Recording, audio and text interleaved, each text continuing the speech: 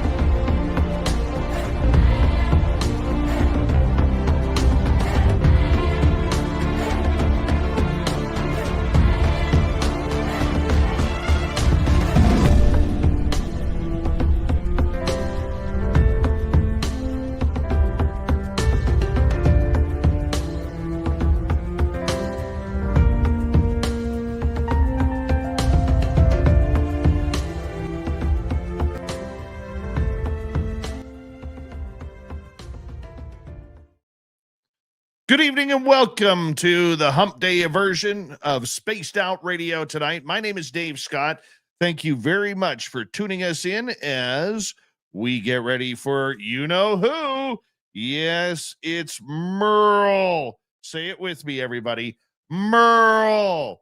Jacob Rice is here to help MERLE out with some paranormal stories, and Dirty Filth returns because he's got a new camera that works now. But the best part about tonight, we have each and every one of you, as we are going to be starting off by saying hello, Kitty Caddywhack in the gold medal position, Tim Mothman and his goatee sharing a silver, Race Fan with a bronze medal tonight, and Mel WD-40 is here lubing us up for tonight's show, because Merle will not do this show unless the ghosts are all nice and lubed.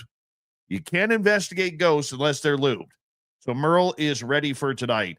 Great to have you here, Thunderhead. How are you? Robert Lamoth and K17 Odd. How you doing? Good to have you here. Look at that. He's Tilt-a-merling. Tilt-a-merling right off the bat. Luscious Jules, nice to see you. Michael Morris, attorney at large. Thanks for coming on in. Stephanie Kenny Blankenship, nice to see you. Necessary Dialogue. And T-Bone, my man. Nice to have you here, brother. All right. Lisa Smith, how you doing? Little Cam is on YouTube. Getting ready for warm-up tonight. He cycled 88 miles in 12 minutes to warm up for Merle and Jake tonight. Yeah, he's pumped up. Skip to Malou, good morning to you. Susan, how are you, my dear, as we start off roll call here? And who is next on our list? Well, it's Operation Shutdown. Operation Shutdown is going to be signing autographs after the show. Line up to the left of the studio if you don't mind, to the left of the studio. Scrolling on down, we have Doug Shelby. Doug Shelby is here. The Doug Shelby has arrived, which means we can officially start this show. He's merling strong, too, with a throat clear, just to make sure. Phil Minervino, how you doing? Yeah, he's here for the Merle Festival. Absolutely. I'm hardcore over on X, getting all merled up right there. Look at that. Jake coming in. Not only is he a guest, but he gives a Merry Merlemas to each and every one of you. Look at that. Merry Merlemas. Thank you, Jake, for kicking off the super chat tonight. Thank you for your love of this show, buddy. Really appreciate you. East Coast Turnaround, how are you? Flubber Lane, nice to see you as we continue on with our roll call. Jerence Carter, nice to have you here. Larry Bonds, the home run king. There he is. Larry Bonds will be signing autographs after the show as well. Line up to the right of the studio, if you don't mind, to the right of the studio. Scrolling on down, we have Shadow Feather. We have Dr. Bob. Who else do we have? Well, we have number 44 in your program, starting at left wing from Stockholm, Sweden, Lars Jansson. There he is. He's got 28 goals so far to start the year. Algaray on Twitch only took him 13 minutes for 2,500 Merle ups. That's right. He's jacked up for Merle tonight. Right there, just to show you the proof. Right there. 13 minutes, 2,500 Merle ups, new world record. All right. There's the period dot. There he is. The period dot is here. He only comes in once a month. That's why we call him the period dot right there. All right. Carol Lamario, how are you? Nice to see you. And who is next? Well, it's Phyllis. How are you? Thank you. Welcome to SOR Chat. Bobbert, nice to see you. And yeah, look at that. Finally, Merle has come back to SOR. Hello and welcome to the radio and podcast side of Spaced Out Radio tonight. My name is Dave Scott. We are going into the paranormal as it's Merlemas time around here. Yes, Merle from Paranormal Road Trippers is here for Ghosts of the Great White North, and our special guest, Jacob Rice, paranormal investigator out of Washington State, good friend of this show as well. We are in roll call on our YouTube side, so just bear with us. We say hello to Desert Rat, and who else do we have here? We have in the studio, and let's see here. Well, it's Supernatural Station. How are you? Welcome. Look at Mel, still merling. He's merling hard tonight. Sharon Sunshine, how are you? Coming over from Paranormal Portal. Thanks, B. Arthur. Daryl Stanley, nice to see you. Dirty Filth is here as well. Do me a favor, everybody. Super Chat is open. It's a wonderful way to support what we do. And Wonder Woman, welcome to SOR Chat. Throw those horns up, everybody. Let's rock.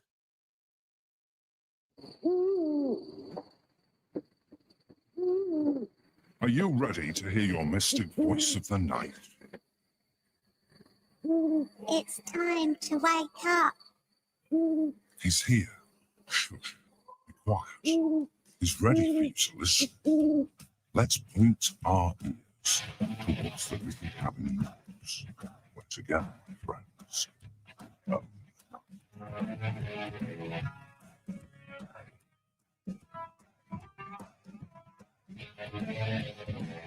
It's time for Spaced Out Radio with Dave Scott. From the mountains of central British Columbia to you listening around the world, this, my friends, is Spaced Out Radio. I am your host, Dave Scott, sitting in the captain's chair of SOR headquarters.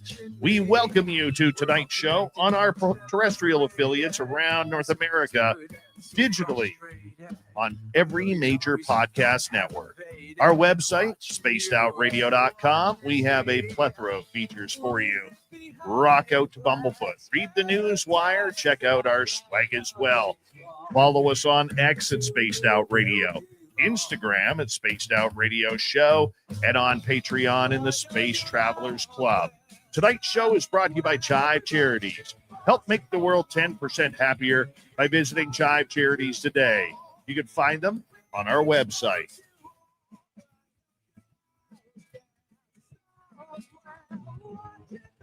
We have an amazing show for you tonight, as our Ghost of the Great White North man, Merle from the Paranormal Road Trippers, will be here for his top hauntings of 2025. We'll be joined by special guest Jacob Rice as well. Then in hour number 3, well, we're still trying to figure it out. Katie Page is ill tonight. And then we will figure out what we're going to do in hour 3. So we'll figure it out. We'll figure it out. That's what we do tonight on this show. So let's get right to it, shall we? Let's. Our main man paranormally is Merle. He's from Vancouver, British Columbia. He is part of his own team called the Paranormal Road Trippers, a travel-based paranormal series dedicated to exploring the strange, mysterious, and unexplained lurking off the beaten path.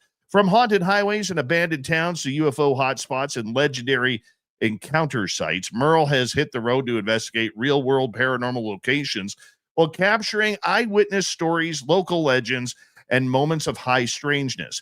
With a grounded but adventurous approach, the team blends curiosity, humor, and open-minded investigation to bring viewers along for the ride. And how does he do that? Well, he creates great videos with his good friend and our good friend, Jacob Rice, who's a paranormal researcher, investigator, and experiencer based out of Washington State. We call him a tech geek because he loves the equipment.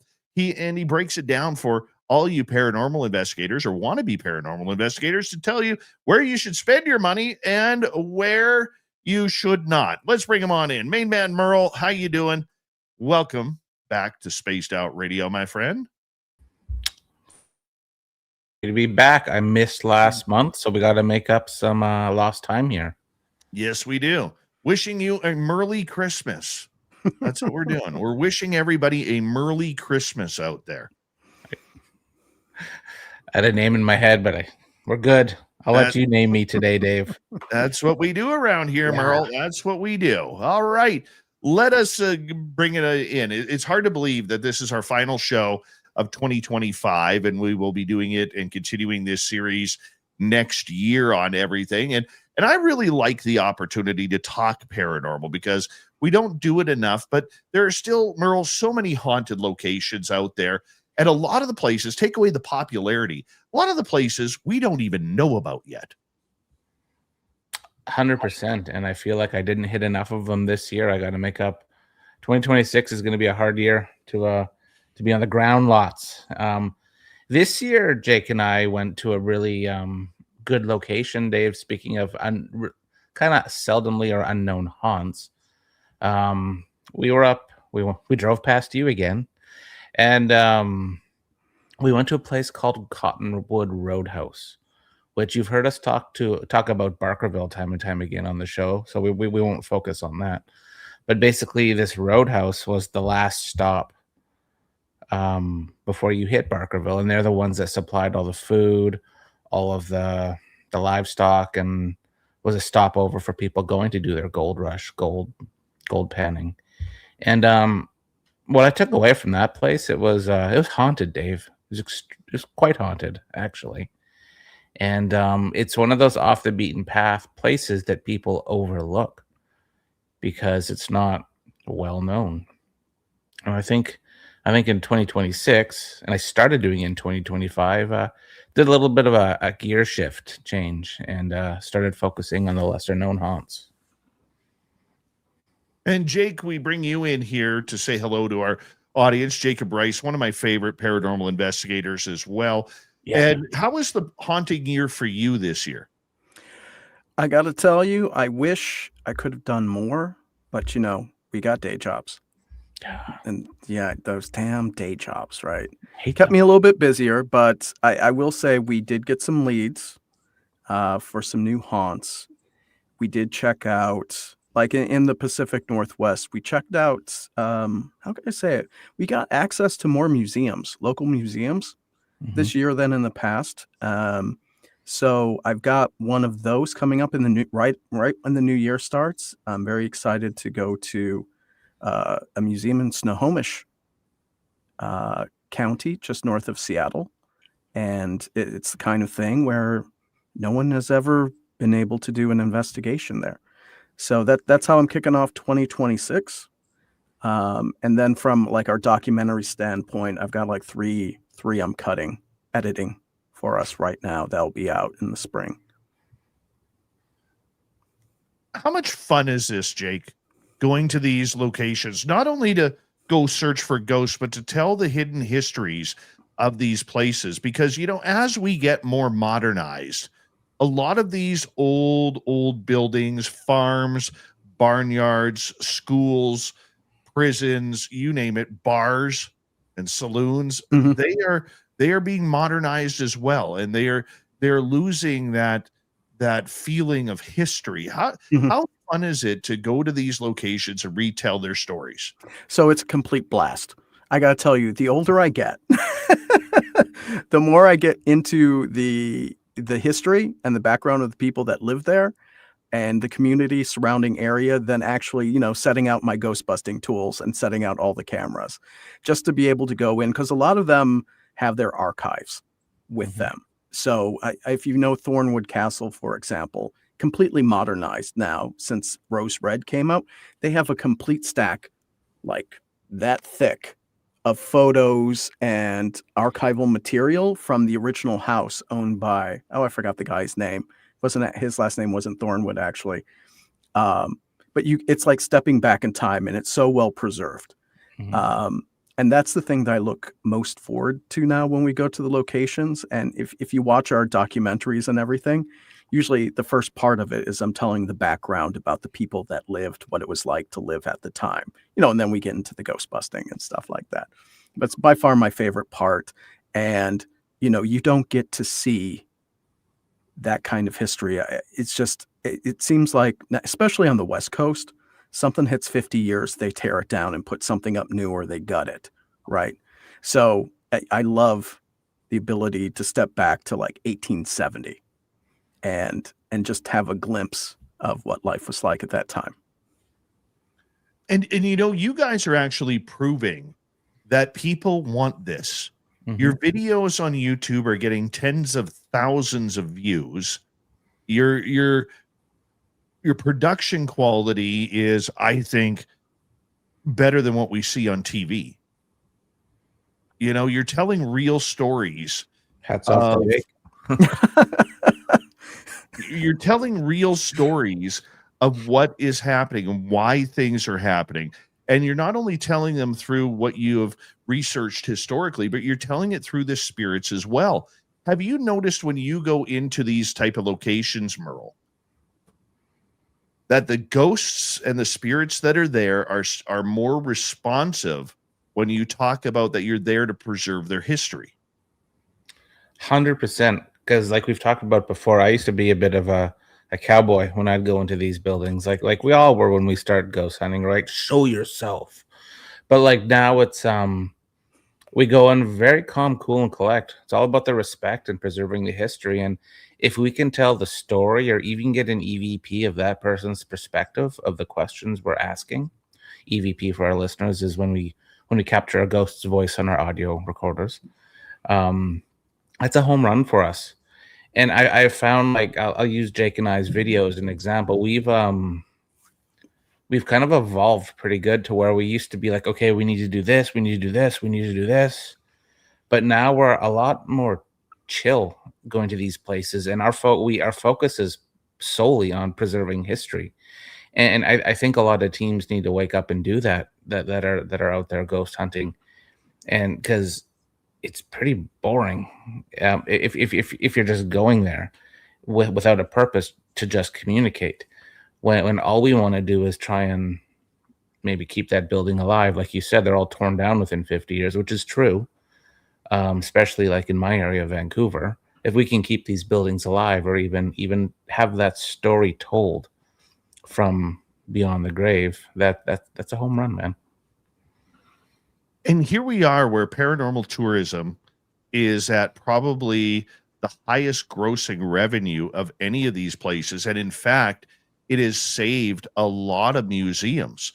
It has saved a lot of heritage sites in order to try and, these places, most of them don't get government funding. They are trying to preserve history, and paranormal, Jake, has really done that right across the board for saving a lot of these locations, because it shows that people will put their money where they feel it's needed and what makes it fun for them. So when you add a paranormal element to a museum, whether it's a ghost walk, a ghost tour, a bed and breakfast, or whatever it is, these places are now becoming legitimate businesses, where just a couple of years ago, Jake, they were struggling on whether or not the place should be torn down. Yeah, that's very true. I think if you guys know me, I'm very pro paratourism. I'm very much for it. But I think it's a double-edged sword, because at the end of the day, when you take the tours, it's still entertainment.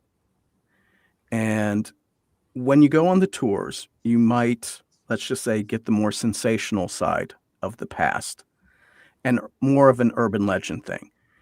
But with tour groups, and like, for example, and this isn't an endorsement, but here there's Pretty Gritty Tours in Tacoma.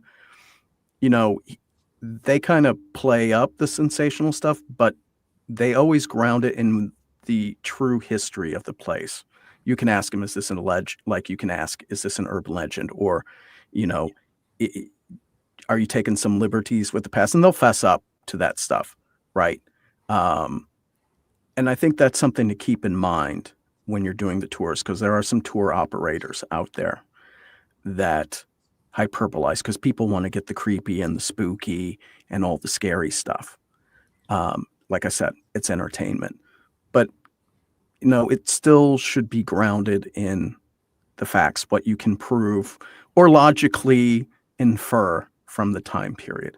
And so those are the kind of tours I go for. And then, even with the tours, a lot of them don't necessarily put money back into the heritage sites and the museums and stuff. So I would say, do a sniff check on that group and figure out who's keeping it legit, right? And so that's my 2 cents there. But I'm pro paratourism. They do help a lot of the museums and history sites. The money goes right back into the organization to keep it up, keep the building together. And I'll chime in on that one too. One of the first videos we did was the lodge, Jake and I, and that place was in shambles. And so we did our video, and I did a couple paratourism. I did a couple ghost hunts there for them, and all proceeds went to the building and the site, because what they've been trying to do is preserve it back to 1854 and also get a provincial and federal designation on a national historic site. And they're almost there.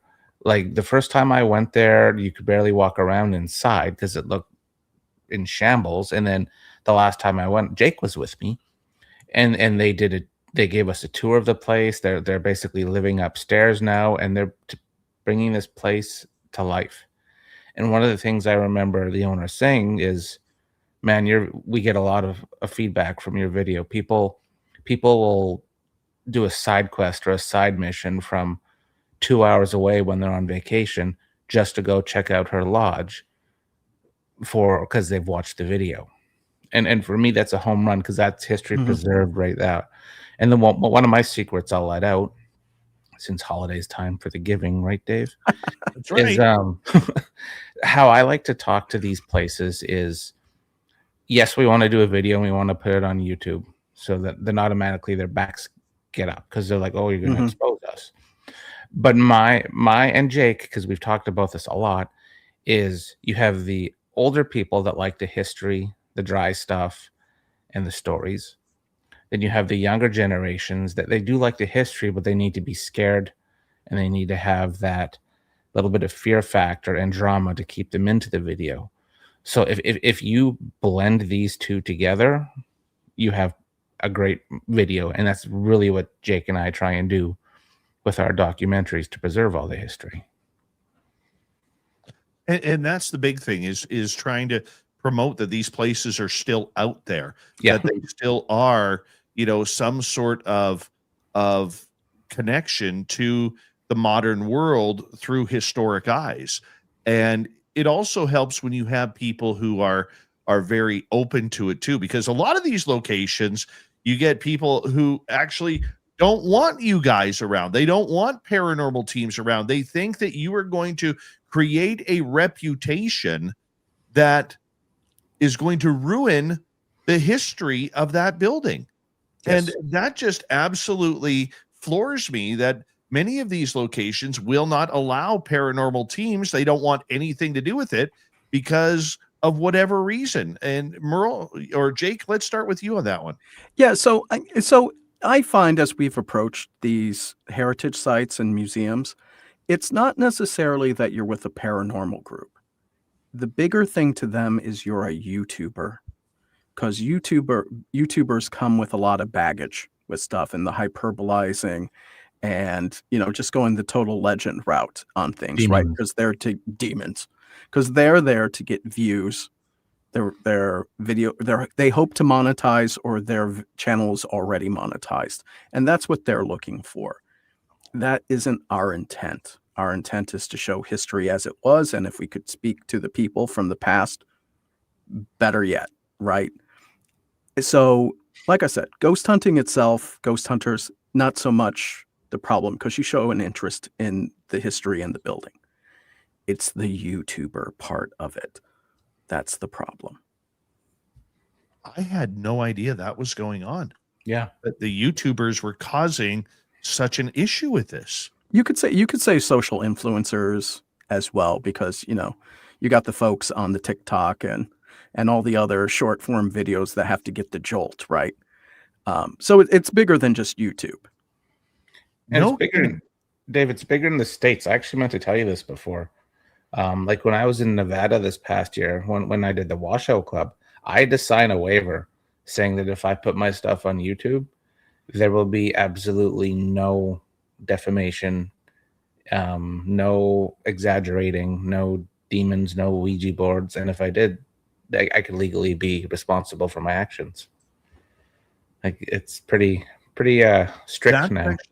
That's actually interesting, and that's something that we need to talk about off air, because when I go into the museum this year, Mm-hmm. okay, for our proposal or our Caribou con that we will be doing, that both Jacob Rice and MERLE will be speaking at Caribou Con 2026 at the 108 Mile Heritage Site, September 18th through 20th. You can get your tickets at cariboucon.com. That's CARIBOOCON.com, cariboucon.com. And I didn't realize it had moved to that territory, that the social media influencers were really trying to hurt a lot of these locations for their own clickbait benefit. They may not think that they're doing it to the site, but in the end, if a museum or a hotel or something gets the reputation that it's all demonic there, that's going to scare away people and tourists. Yeah, so I can understand where that's going on. Yeah, and finding that form was like buying a car. I had to like put my initial on section 2.4, my another initial here, and then sign it, and have like one of their representatives sign it. I was like, do I really want to film this? Yeah. Too much pressure. So, I mean, the thing with the heritage sites, museums, and all that, like, if a horrible massacre happened there, it happened, and they fess up to it. It's more about what you do with the legend side of it. That these institutions don't care for. If it's like, yes, there was a massacre, there was no justice held for the victims, or they incriminated the wrong person, that's fine. If you see that person's a demon from hell lurking in the closet to grab you while you're sleeping or kick the bed, that's the problem. Yes. And that's usually comes from the stories you find on the Reddit, right? Or across the web. That's not the stuff they want represented. And I can see that actually happening, as we got about 2 minutes left before we go to break tonight. Ghosts of the Great White North with our main man MERLE and special guest Jacob Rice tonight. Gentlemen, before in the next half hour, we're going to get into your top scary moments of 2026. You guys have really focused on a lot between Oregon, Washington State, and British Columbia. What is it about the West Coast that our East Coast or Central Coast listeners may not understand about how haunted the West Coast is? Because the East Coast, being around for 300 plus years, they're used to it. They're used to living in 100-plus-year-old buildings. They're used to hearing the stories of the tavern, at the bottom of their apartment building, having ghosts rattle around in it, and the bedrooms in their own home going at it. Just your thoughts on the West Coast compared to East Coast, MERLE. Oregon Trail. You had all the settlers coming from east to west, all the death, the destruction, the fighting going on through there. You have the Silver Rush towns, the Gold Rush towns. It's the Wild West out here. It's not the prim and proper East Coast of New York.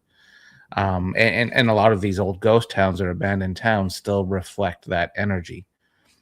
And it's forgotten because we are a lot younger than the East Coast. And you see that immediately, even with our technologies. I really love Victorian 1800s, 1900s photography. You don't even have the same photography types from the East Coast to the West Coast because there's so much older. And people need to realize that just because it's older over there doesn't mean it's better. There's so much uncharted stuff here, and I have a list of about 30 places that I'm trying to hit up next year. All new, dude. So I don't blame you.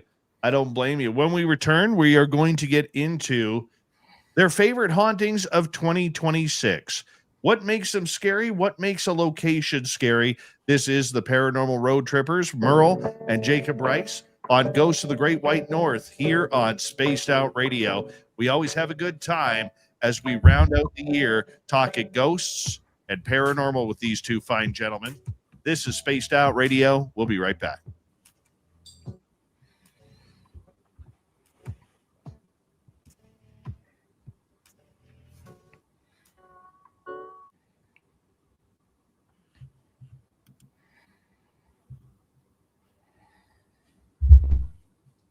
All right, boys, we're clear.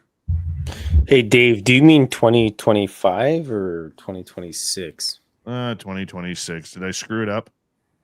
That was 2 times in a row, Dave. Oh, I'm just well. marking it down here on the naughty sheet. No, we haven't. They haven't investigated 2026 yet. Well, maybe they have, and they're time travelers. That's true. You are on drugs. That's true. That's you were true. on We could have heavy time drugs. slipped. So Dave, Heavy drugs. so Dave, I didn't tell you this, but I Dirty had Phil. another. Hello, I had another black-eyed Dave. kid encounter. Save that for the radio. I will save that. Do for not later. talk about that right now. I Do will not not. talk about it. I will not. Oh my God. I had another one. So I got doppelgangers. I got black-eyed kids. Man, I don't know what I'm doing. And dreams. You're turning into a sensitive. You're turning into Dave. So I'm doing this little dream research study because apparently I don't want it here. Okay. I don't All want it right. here. All right. I Okay? won't bring it. I didn't know if we're gonna bring dreams into it. 'Cause Hour 2, man. no, I don't 10 do o'clock. woo, Dave. Dave, I don't do woo. Okay. You're going. And I'm having woo, some buddy. woo. I am You're not gonna go full Ric woo. Flair. There's no way in hell I'm doing woo. Just accept it. Just Full Ric accept it. Flair. Just let it fill your veins. Let it hit you in the head like a chair shot of Not wood. a woo win. This is too much. I have to go do some algebra. I have to. I got to get out of this. I have to go do math. No, Make sure you grab your abacus. You're becoming a paranormal junkie. You're gonna take a hit of woo-a-wid. Oh my God, Dave, your woo pheromones are leaking through the interwebs. What is it doing to me? It happens. It Mm. happens. Woo. Oh man, that's awesome. That is awesome. Merle, why do you keep going darker? Because I go to your YouTube screen to see what the. By the peeps are way, saying. have you seen Merle's new shirt? Oh, I saw you Merle's wearing that. new Yeah. shirt. No, but we're gonna show you the new But you Merle see Merle's shirt new you shirt. can get. Oh, I this just is gotta new. find it here. You're wearing the 2023 Merle shirt right now. Okay. Yeah, I gotta get the new Merle shirt. I'm actually very impressed with this one. 1 second here. Let me find it on the website here. It's actually a good one. What the hell just happened there? Okay. Hey, There Dave, it I is. bought a new snow shovel. You bought a new snow shovel? I did. It was Right like 12 on. years. Did you go wood handle or carbon handle? Wooden. You have to do wooden. Yeah. Can turn into a spirit of fight dog, man. Tell we your go. audience you're Canadian without telling them you're Canadian. The new Merle shirt. Look at this. The Merle board Oh, let's shirt look. right there. Oh, that's sweet. Oh, it says Merle's board on it. Yeah. That's New amazing. Merle board t-shirt at spacedoutradio.com. So I can order it right now, Dave. You can order it right now, any size you want. Okay, I'm gonna And- go and You it's order can it. under have 20 Merle on bucks. your chest. It is under $20 right now. Oh, so with US, that's like $8. Yeah. Yeah, Canadian. Yeah. Look Merle at that. shirt. And we even have different colors if you want red, Ooh, right? Like a little rustic red. that's nice. That red, Yeah, it's nice right little there. red red Merle. too. Yeah. And they're gonna make it into a hoodie, right, Dave? Into a hoodie. Can you have a wife beater version of it? Oh my No. god, you can't say that. That That's what they're color? called. It comes with a free bottle of whiskey. $3.99 whiskey. Yeah, we wanted a little bit more rustic colors for the Merle Mhm. board. Yeah, I like Yeah. that. It's very I'm gonna order it traditional. right now. Yeah. Where's merch? Where's the Is merch? there a flannel version, Dave? Go to the shop. think Merle is flannel. spacedoutradio.com see it. /shop. Okay, I see it. Yeah. I got some really, Jake, I also put up some really cool stuff on Flight 21 up there too. Oh, nice.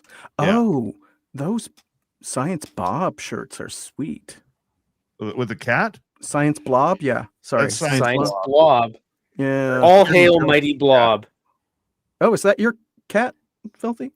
Deceased. She was the best. Oh, I'm She was the best. She sorry. joined us She's every in the 12. supervisor lounge now. Okay. Oh. Yeah. Trucker Andrew, how you doing? No, the shirt doesn't come with a planchette, unfortunately. I should have put a planchette on the back. Hmm. I could Duh. have, You know, no, you know what you can do, Dave? What? Get a little necklace with a planchette pendant so you can wear it with the Oh, shirt. yeah, maybe. And then you can open a portal to hell while you're just walking around the mall. Exactly. Demon. All right.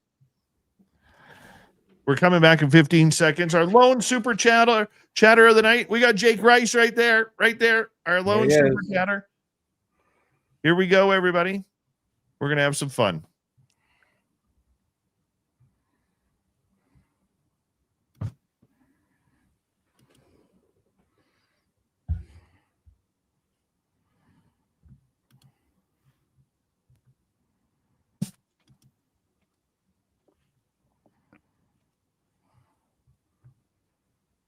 Here we go with the second half hour of Spaced Out Radio tonight. My name is Dave. We appreciate you tuning us on in wherever you are on this beautiful planet we call Earth. Reminder to all of you that if you missed portions of this show or others, check out our free archives on YouTube or any major podcast network. Website, spacedoutradio.com. We have a plethora of features for you. You can get your new MERLE shirt on our website because we have our store. No ugly swag, nothing ugly there. You can wear it in public and be proud. We got our newswire. We got a little bit of everything there. Rock out to Bumblefoot even. Follow us on X at Spaced Out Radio, Instagram, Spaced Out Radio Show, and on Patreon in the Space Travelers Club. Here we go. MERLE from the Paranormal Road Trippers and special guest Jacob Rice here for Ghosts of the Great White North. And we are going to have some fun with these guys as MERLE drinks from his highly, highly controversial Vancouver Canucks cup right now. Oh, MERLE. MERLE. Hey, we're 2-0. We're good.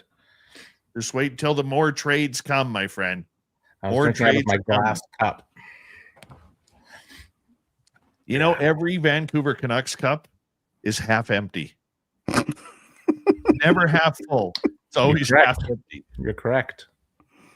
Hey, we're 2-0 with our new guys. Quinn who? Mhm. Oh, Yeah.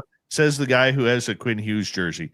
That's why I never get a jersey name on the back, man. And a Miller jersey.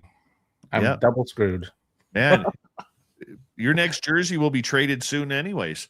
So, because you only trade captains. All right, Yeah. let's get right into it. Top scary stories of 2025. Jake, let's start with you because you got a couple brewing for us. Yes. I mean, so just so you know, this isn't a plug, but it's a plug. Of course, Dave is asking me to tell the story while I'm buying the new MERLE shirt off his shop. You're so buying the new Merle shirt? Is that a Ouija board shirt, Dave? it says the MERLE Jake. board. It's the not a Ouija MERLE's board board. shirt because that is actually copywritten. Oh, It's a Oh. MERLE board. Merle board. I am ordering that. I'm gonna wear it the next time I see you, MERLE, Okay. which might be January. So you want me to tell the story of the little encounter I had? I do. Okay. So this was it was in November, I believe. I'm trying to think, but it's just a nondescript Tuesday night. I'm looking in the refrigerator. It's looking a little bare, and plus my dogs need a little food for the next morning. So I drive my happy ass through the drizzly rain of the Pacific Northwest to the grocery store. And I'm there like 10 minutes before 9, so 8:50 p.m. And, I go in and I buy the groceries and I'm coming out and the parking lot pretty much empty. Just like a light and 2 cars in the entire lot. And so I open the back seat door, passenger side, put the groceries in. And as I'm doing that, over my shoulder, I hear a boy say, "Drive us home." Dang. And I'm like, what? And so I turn around and there's these 2 boys, probably 10 to 12 years old. and one's wearing a black hoodie, one's wearing a gray hoodie, blue jeans, sneakers kind of thing. And I couldn't get at like the under the lamppost, the light comes down, so I couldn't see their faces. The hoodie came over and it was pretty well shadowed. Mhm. And I'm like, what? And they're like, you need to drive us home. I'm like, whatever happened to stranger danger kind of thing? So I'm like, look, I'll call 911 or something. The police will give you a ride home. I mean, there was really no other cars around. So I didn't know where the parents would be. And when I was in the store, I didn't see anyone. That it was just pretty much like 2 cashiers and me in the store. And so they were like, no, take us home now. And as they said that, I got this like crazy headache and vertigo. I thought I was going to chuck. And so as I'm like bent over and stuff, I'm like looking up. I could have seen, I saw their eyes glow like a light blue color or something. No. But I didn't, like, I turned away and I just opened the driver's side, slammed the door shut, turned on the lights. Nothing was in the parking lot. They were gone? They were gone. No. I couldn't see because there's no cars in front of me. It's just a lot. It's just a lot. Like open space. I'm like, you can't run off. I mean, the other thing I was going through is like, am I going to get effing rolled by a couple of tweens? That's the other thing. I'm like, do I call 911? Like for the police in general? Anyway, so like I just drive home. And once I leave the lot, I start feeling a lot better. But when I got home, Merle, my dog Ollie. You've met Ollie. So I get home and I close the gate. I open the door, and of course the whole pack comes running out. And Ollie stops though, and he's a like black German Shepherd Malinois mix. And he just took his nosy, he like rammed in my guts, and he's doing like the full body sniff on me. And then he turns to the gate and he growls. And he takes like 5 steps toward it, kind of like a hop thing. And then he just stops, snorts, wags his tail, and trots back to me like nothing ever happened. So that was my random November night at the grocery store in my little town in Thurston County, Washington. Jake, what was the era of them? What's that? What era were they? I mean, it just looked like, I mean, I couldn't tell if it was any brand. It was just, I just remember hoodies and blue jeans and white sneakers. Okay. White kids, because my first encounter with black-eyed kids, I thought he was an indigenous kid or maybe Latino, but these were definitely white kids. At least I could see their hands. They look like white kids. Yeah, that's exactly what I was going to ask, and see if it looked anything like the black-eyed kid you had an encounter with outside of your home. Yeah, no. Yeah, I mean, like I would say same height. So I guess that's the 10. I don't have kids, people. So if you threw a 10 to 12-year-old at me, like I'm guessing, I wouldn't know. I wouldn't know how old the kid is, but they look 10 to 12. But the thing that really stood out to me was the voice, because they both spoke it for one of the, you have to drive us home, like the second or third time they said it in unison. And it was very monotone. And I wouldn't say robotic, but just drive us home. I'm like, kids don't say that stuff. Like if it was a scared kid, they'd be like, they would be a little more emotional about stuff. Interesting.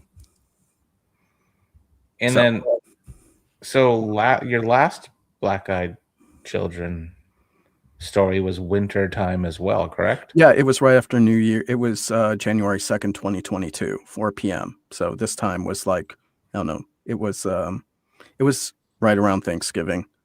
And I think it was the week before Thanksgiving.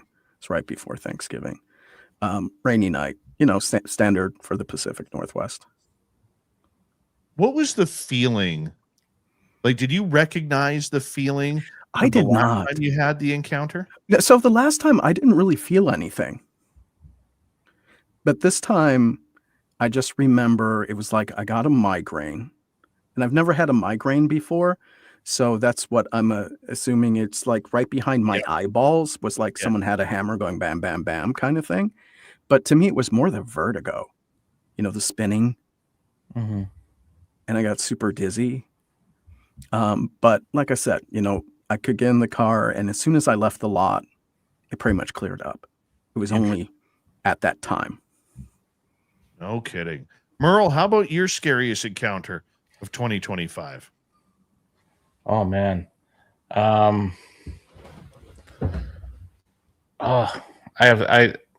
wasn't that scary this year, Dave. I did cover a lot of ground. I'm really trying to think of a good one. Actually, no, I got one for you. Cottonwood Ranch.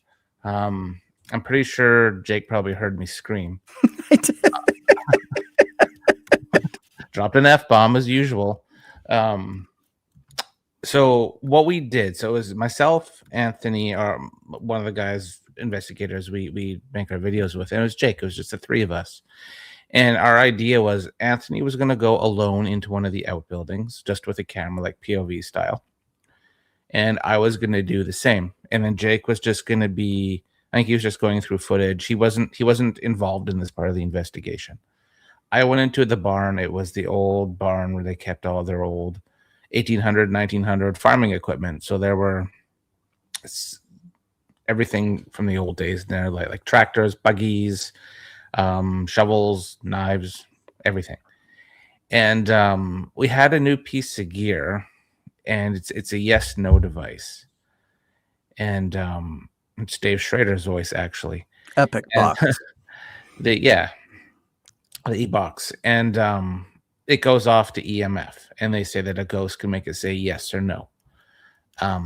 So when I was asking questions, I heard it say yes, and it's really loud. So that startled me. So I'm already on code red with this thing yelling at me. And I'm mindful of myself. I'm like, okay, relax. The only thing that might get you out here would be a grizzly bear around this time of year, but it's nighttime. And I'm like, just stay on course, finish your investigation. You have the names, the history, the people you're talking to. You're really trying to strike a conversation with these people. And Dave, I turned around with the camera, and I literally thought I saw somebody rushing me, running at me full speed.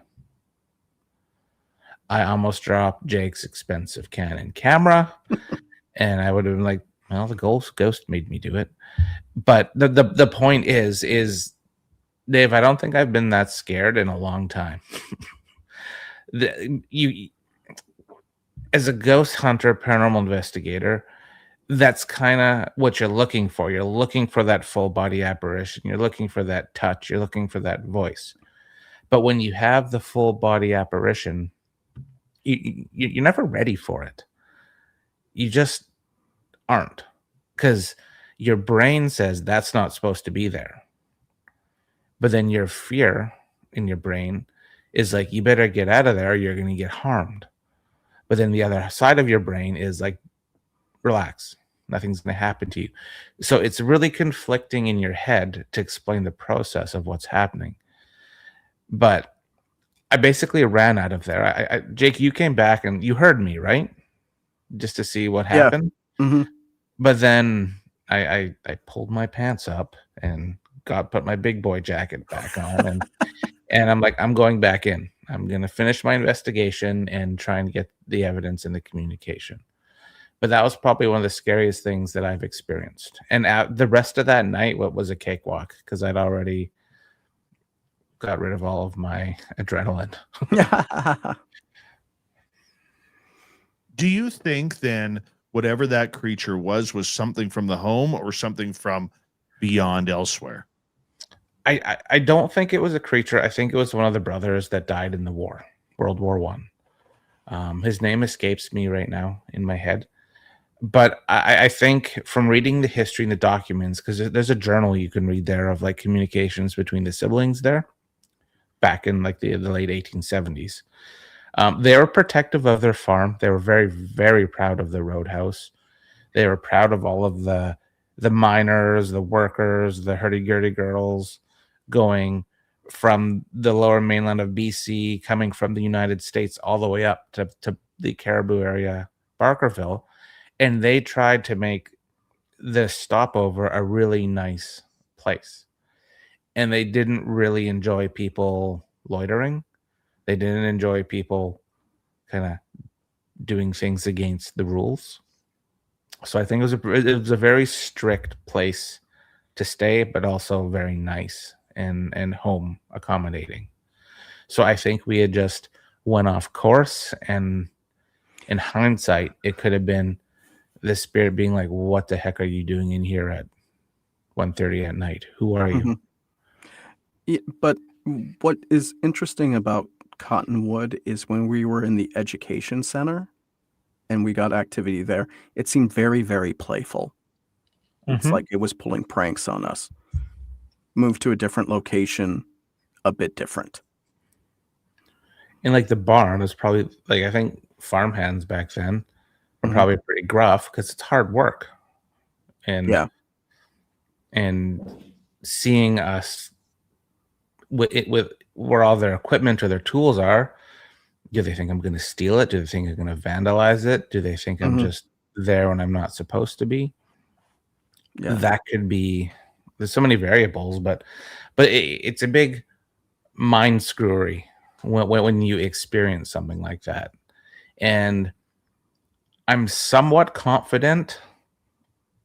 I hope we caught it on camera because the camera was pointing down. Oh, at no, it. we got it. I'm cutting my it. Yeah, We we got did? it. Yeah. Well, here we are, Dave. We got good footage. There you go. Good footage is part of it. Yeah. Out of all the locations that you've been to, Merle, Mhm. this year in 2025, outside of that scary story at Cottonwood, Mhm. what's the creepiest place you were in this year? The Washoe Club. The Washoe Club in Virginia City, Nevada. It's tied though with Flight 21, if you want me to be honest. Because Flight 21 is always, as Dave and I have talked, is pretty unpredictable. But the Washoe Club, so our friend Brad and I went there. Dave knows, well, know Brad and Spaced Out Radio.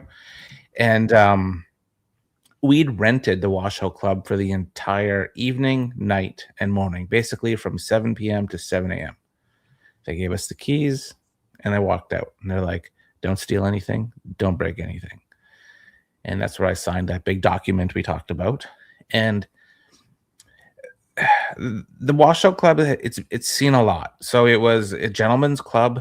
There was poker there, various gambling, women, boarding facility, food, negotiations amongst the rich. Like it was an elitist place back in the day. And I've been cutting the Washoe Club video now, and just watching it, it feels busier than it is. And to explain what I mean by that is when you're in a location like this, it's so charged with energy that you don't feel alone. You feel like you're in a room with like 20, 30 other people. And it was just me and another dude doing our thing. And I found when we played poker and we played a bit of blackjack, because there's one of the old tables from original tables that you can sit at. There's a bunch of money from all over the world there. People put money. I put some Canadian money on there. But there's also cards. And one of the stories is if you play cards, your gear goes off, you get EVPs and that sort of stuff. You get communication, is what I'm trying to say. And we kept getting communication down one of the main hallways that was off of this games room. And I was focused there, but again, I'm staying on course and trying to stay on the shot list, the tasks, and finishing off my little poker game. But I kept getting distracted. So Brad and I got up, and I'm like, dude, we got to go see. Is there somebody here? Because there's a guy kind of loitering outside when we were walking in, but I had the keys, and I quadruple checked that we were locked in. And so I'm looking down this hallway, picture like an old 1800s saloon style hallway, like the dusty wooden floors with like the Victorian staircase going down, just to give you a visual. I'm looking down this hallway. It's basically pitch black. The only light we really have is a strong one off the camera. And honest to God, I got rushed again. So I that happened that was the first time it happened, was in Virginia City. And I saw something like a cowboy or some sort of energy whoosh towards me. And again, my brain couldn't process it because I'm like, that's not supposed to happen, but it did happen. And you hear an F-bomb as an EVP right before you see me react. It was like an FU or an F off, one of the two.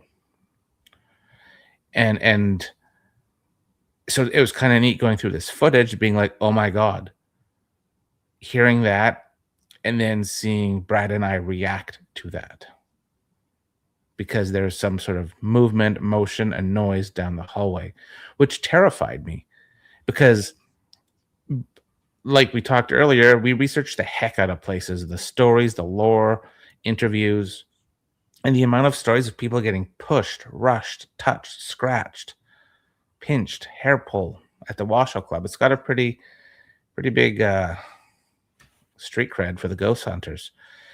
And most of the night, it was kind of like a wash, like nothing was happening. I'm like, well, it's like fishing. You know, I was going to get a fish. If ghosts don't want to talk to you, they're not going to talk to you, and you have to respect that. But there was a couple times where the energy shot like that, and it terrified me. And I'm about 34 minutes into cutting this 2.5 hour video that I'm trying to keep under an hour, and I've already got, I think, Dave, something crazy like 8 EVPs, 8 ghostly voices coming through, like clear words or like 3-word blips. And that I would love to investigate there again with like a little bit bigger team, maybe some more experience, because I felt like I wasn't done there. And dude, it's terrifying as heck. So that one stands out. That's a memory. That's a memory ghost hunt for me. 3 minutes, Jake. I want to hear your scariest location in 2025. Okay, so the thing that freaked me out the most was in January of 2025. We went to Port Townsend to the Palace Hotel, and we were in the notorious Madam's Red Room, which is room 3, Marie's suite. And we're just having a good old time, kind of treating it like a little cocktail hour with, I forgot what it was, something 75 cocktails. Anyway, this whole trip, none of the ghosts liked me. They made it clear they wanted me gone. And while we're in the room, and I'm recording everyone talking about brains, as a matter of fact, I heard a woman's voice. And when on playback, we did have the voice. But the thing was, shortly after that, it felt someone took a pin, like a little push pin thing, and was jabbing me in the ear. Oh, I remember that. Oh, wow. Yeah. And so, you know, at that point we stopped and we did the playback and everything. But, you know, I usually don't get touched by ghosts or anything like that. So it was weird. I was standing in a corner where this ghost was notorious for manifesting. And I don't know if it was just because that's where I was standing with the camera, recording everyone. I mean, since I was recording, I wasn't asking any questions or anything like that. And then you got the dab, jab, jab, jab, like 4 times in my ear. But when we did play back, we did capture the woman's voice. We did have the woman's voice recorded. Yeah. That is very interesting. You know, at any time when you enter these locations, guys, a lot of people will ask, you know, are you scared? Do you still get scared at these locations? There's a difference between being startled and being scared. Merle, do you get scared anymore? No. Well, yeah. Yes, no. I get apprehensive because I have utmost respect for the location I'm at. If to me, it's like I can use Mackey Mansion again in Virginia City, which is another one we can talk about later. It's one of those mecca haunts for the ghost hunters. I felt extremely apprehensive going there, and I felt really nervous. Did I feel scared? No. There's a moment in there where I did feel scared. But I wouldn't say I get as scared as I used to, because I'm not there to rile them up. And if they want me to leave, I'll leave.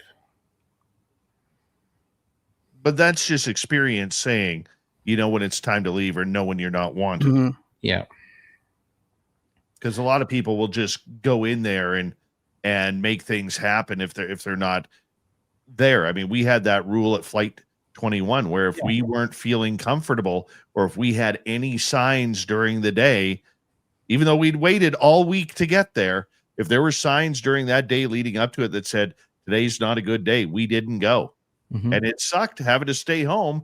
But there's usually a reason in the paranormal world when you get that telepathic message within your head. We got Merle. We have Jacob Rice. Hour 1 is done on Spaced Out Radio. Hour 2, talking paranormal, is next.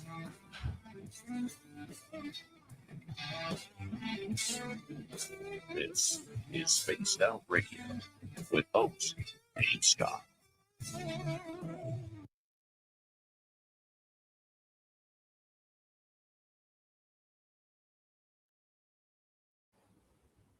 All right, we're going to turn things over to Dirty Filth. Before we do, Merle, I'm going to quickly call you here on your phone, okay? Okay. Be right back. I'll keep you, Merle, I've got you muted. Do you want to mute on your side?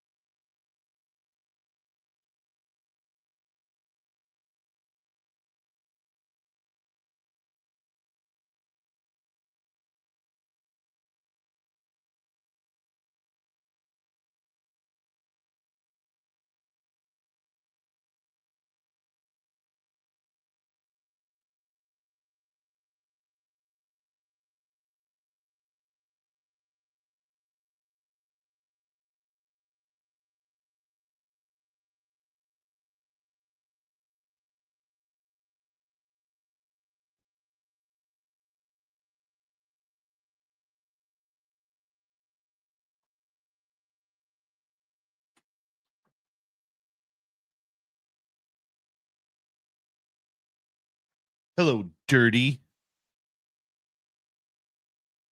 You haven't turned your mic on, have you? You've been silent. Crap!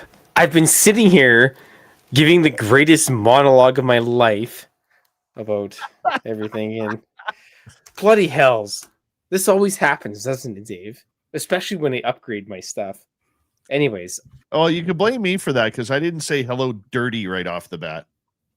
No, but yeah, well, okay, Dave, I'll blame you for that. I'll let you have this one. You I'll can take have the your blame, Chris. Nanaimo bar and foyer. You can have your foyer and Nanaimo bar tonight. Just this one time, Dave. We got a minute to go. Can we just restart for a second? Okay, hold on. Hello, Hold on. dirty. Hello, Dave. There we go. Now it feels right. Okay, good night, everybody. You're not going to stick around? Well, I have to go and do some Okay. things. All right. I have to return some videotapes. All right. Get out of here. Dirty filth, everybody. He's amazing. Night, Dirty. All right. Good night. What was really cool is we got 20 seconds. I'll tell this story on the air. Thank you to, let's see here, Ghostly Activities. That's Jake Rice. And T-Bone for a gifting of a membership. Thank you guys for your love and support of Spaced Out Radio. All right. And here we go in 4 seconds.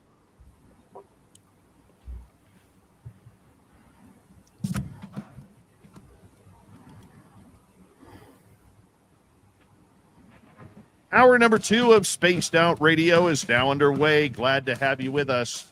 My name is Dave Scott. We greatly appreciate you tuning us on in wherever you are on this beautiful planet we call Earth. Hey, we want to say hello to everyone listening in on our terrestrial affiliates around North America, digitally on every major podcast network. Our website, spacedoutradio.com, we have a plethora of features for you. Rock out to Bumblefoot, read the news wire, check out our swag as well. You can follow us on X at Spaced Out Radio, Instagram at Spaced Out Radio Show, and on Patreon in the Space Travelers Club. The Desert Clam has set this password for tonight in the SOR Space Travelers Club. And what do you got for us tonight, Clam? Let's quickly take a look here. It is Hobohemia. Hobohemia is your password. Use it wisely, Space Travelers, as the Clam sets the password each and every night right here on Spaced Out Radio. All right, we have MERLE. We have Jacob Rice, Ghost of the Great White North here on Spaced Out Radio, where we talk all things paranormal. We're looking back at 2025 and the year of ghost hunting. It has been a great year for these gentlemen. And MERLE, thank you so much for being here. No worries, Dave. I enjoy it every month with you. Of course you do. Oh, I forgot, Dave. I had one more scary story of 2025 for you. It's really quick, though. Really quick. Okay, do that. So, at Katie's house, in her basement, I went down into her basement one day, or her main floor, and I stopped in my tracks.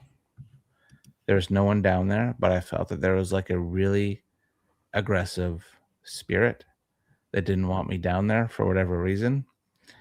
And this fearless ghost hunter stopped in his tracks, tucked tail, and just ran upstairs. And I couldn't go down there, just like a child. What was causing that? I don't know. I did bring my gear there to try and communicate with whatever's there, but nothing. Nothing has happened on the gear. Really? I don't know, Dave. It was scary. It was actually pretty scary. It was scarier than the Washoe Club, Mackey Mansion, Flight 21, all of it. I don't know what it was that was passing through that house that day, but everything else felt like Disneyland. Really? Yeah. Oh my. I have had situations like that where you're all of a sudden going downstairs or you're going into a place and you just get hit with that wall of fear where you're like, nope, not doing this, not doing this at all. Jake, how often does that happen to you? Not very often, though. In April, it did happen. I did have Uh-oh. that moment. I did have that moment in April of 2025. And Merle, if you remember, this is when we went to Powell River Okay. and we did, like a halfway to Halloween thing at the old courthouse inn. And there was a couple things that happened on that kind of investigation that we did. First, that's the shadow figure that went from room 7 into room 6. Yes. Okay.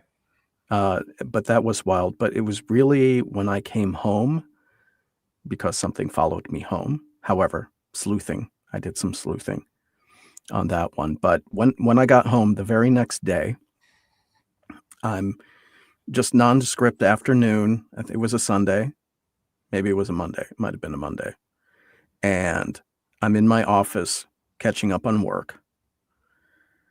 My dogs are outside the room and I heard shuffling in the bathroom. So I've got like my office and then there's a Jack and Jill kind of sink area and then you have the bathroom. And so I heard the shuffling sound, and when I turned and I looked, because the first thing I'm thinking is one of my dogs, I have a pack of dogs, people. I got a lot of dogs. I'm like, oh, I wonder if Daisy snuck in there. She's notorious for sneaking in there. And I got up, and as I'm walking, the lights flicker a little bit, which isn't necessarily so surprising because it was a windy spring day, right? And so as I go in the bathroom, I turn around the corner, like where the toilet would be. There's an old man standing there. And he was just, he looked like he was in pretty bad shape. He was bruised. His eyes were blue and stuff. I mean, it's obviously a ghost. And I thought I had cracked some poor jokes in Powell River. We went and picked up a piano, and a gentleman had died in the house, and that was one of his beloved possessions. And I cracked some jokes. So, I'll fess up to that. It probably wasn't the wisest thing to do, right? And wasn't very respectful. So I thought maybe I did something, and the guy followed me home. And when I was looking up death records and everything, I didn't find anything that would match the gentleman that I saw. So like I saw him, he was shivering and stuff. And then it's kind of a vanish thing when I hit the other light to turn on in the bathroom. And then over the next couple of days, I saw him walking around the property where I live. But I figured it was probably an anniversary ghost that I had actually encountered. In Thurston County, where I live in Washington, like 100 years ago, they had all these like 5-acre plots laid out for farmers. And when I looked up his clothes and described it, so I used, the AI, right? And I described what the guy was wearing because my dogs never really noticed him. And if anything, like 100 years ago, there were a lot of workers and they would wear, like a white t-shirt, almost like a wife beater thing, and these brown, rough, kind of thick corduroy type pants. And that's what he was wearing.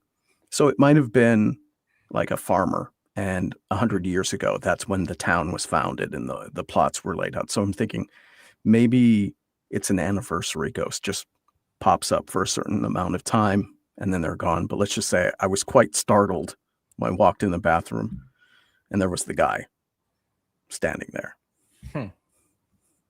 So maybe I am getting more wooed, Dave. Like You are getting wooed. This is Okay, becoming let's more common. explore this for a second. Jake, let's explore this because you are a believer in the science of the paranormal, Mhm. the technology of the paranormal. You're not a woo guy, and now all of a sudden, all of these strange experiences that you have only heard about over the last little bit Mhm. are starting to come to fruition very rapidly for you. What has changed in your world that is causing this to happen? I mean, I don't know. So I've been doing ghost hunting, actively going out to have these type of encounters since 2009. So in January, at that, it'll be 17 years. And up until this past I would say I had a couple of things in 2024 as well, but that's like 5 or 6 experiences in 18 months. And the previous 15 years, I might have had 3 things that I would consider spooky and woo. I don't know if it's just I'm getting older.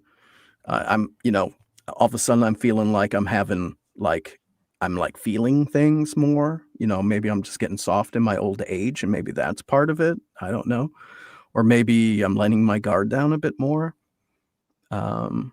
Usually when I go on ghost hunts, I do this thing of put the blast shields on so a ghost won't approach you or touch you or anything like that. And that could be part of it. I don't really do that as much anymore. It's just when I ask to have an experience, you go into the haunt writing like, hey, I'm Jake and I want to commute, blah, blah, blah. And I always do that stuff. It's just nothing ever happened.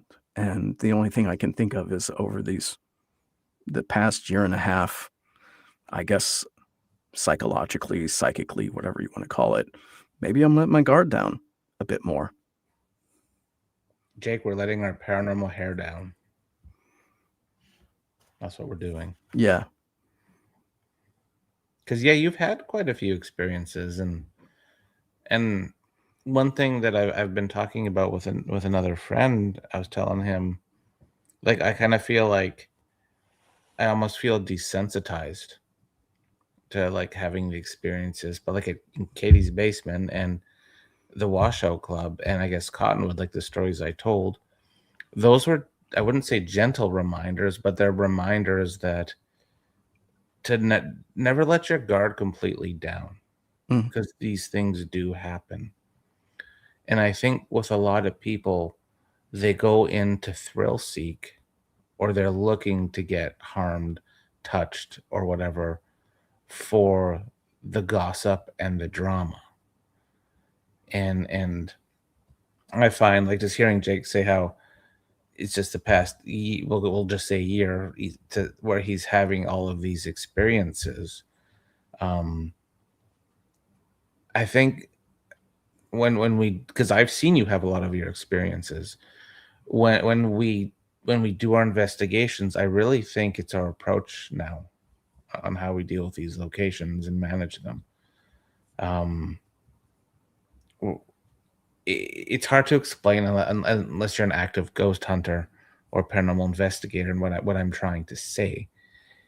But I've done a lot of tours, and a lot of people come in keen where they want to get their hair pulled, flicked, pinched, and when they do, they have an absolute meltdown more often than not, because they're calling for it, they're wanting it, and then they look at you like it's your fault this happened.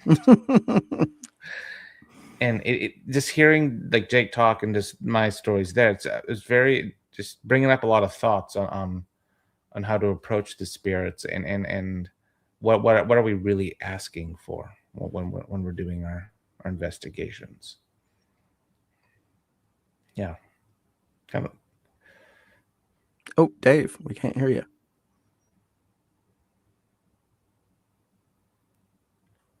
Dave, you're muted.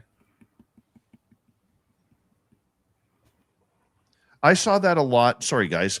I saw that a lot at our museum with our ghost tours, where people weren't really provoking what was trying to happen, but they were encouraging things to come and touch them, to come and pinch them, or pull their hair. It's different if it's under a controlled environment, but when you're trying to make yourself susceptible to that type of a contact encounter, you don't know what you're going to get. You may get nothing. The chances of you getting nothing are greater than something actually happening. But if you ask, to be touched, it's not just going to be a little poke on the shoulder at times. It could be something very painful. Mm-hmm. Yeah. Yeah. Like I've been touched a handful of times. I've had something touch my neck before, which almost made me quit ghost hunting completely. It is. I go quiet now because I'm thinking about just all of the people I've seen it happen to, and just watching Jake having more and more experiences. I'm wondering what's going to happen next. You're that guy now. Oh, I don't want to be. You're that guy. No, I'm kidding. No, just manifest on video and like speak into the recorder. We're good. We're good. Yeah. So looking back, you have investigated, Merle, quite a few areas this year, Mhm. From Nevada all the way to British Columbia. What's a location that people may not know that really, really surprised you in the amount of paranormal activity?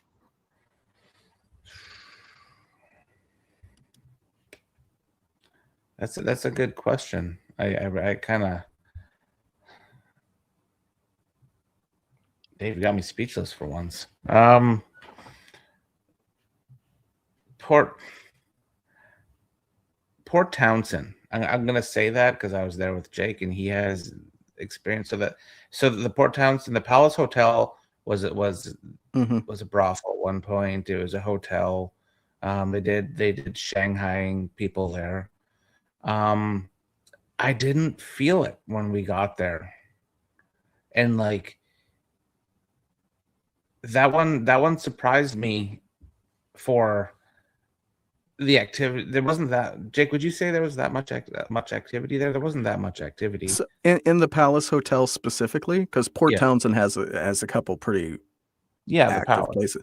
Yeah, I think it varies by the room, because I filmed everywhere around that hotel, and we had interesting stuff in room 3. Your room was a bust. My room was a And I was bust. supposed to have I had the Hot Topic room. That's the room Yeah. where everything was supposed to happen. So that one that's why it let me down, Dave. Yeah, the hallway though, the hallway on the top floor. None of the rooms on the top floor, but the hallway on the top floor was definitely a hot spot because we did get plenty of interactivity up there. Not much for ghostly voices or anything like that, but when it came to turning our gadgets on and off, the top floor was by far the best. And then I got jabbed in the ear, right, in room 3.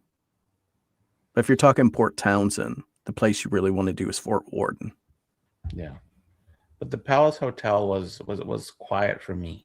But everyone else had their experiences, and that was when I was really, based on the room I had, was excited to have some experiences. But again, skunked, and that was a bit, wouldn't say a letdown because everyone else had their activity, but you can't win them all, personally. Yeah. Did you have any real cool conversations this year with spirits? That I filmed, yes.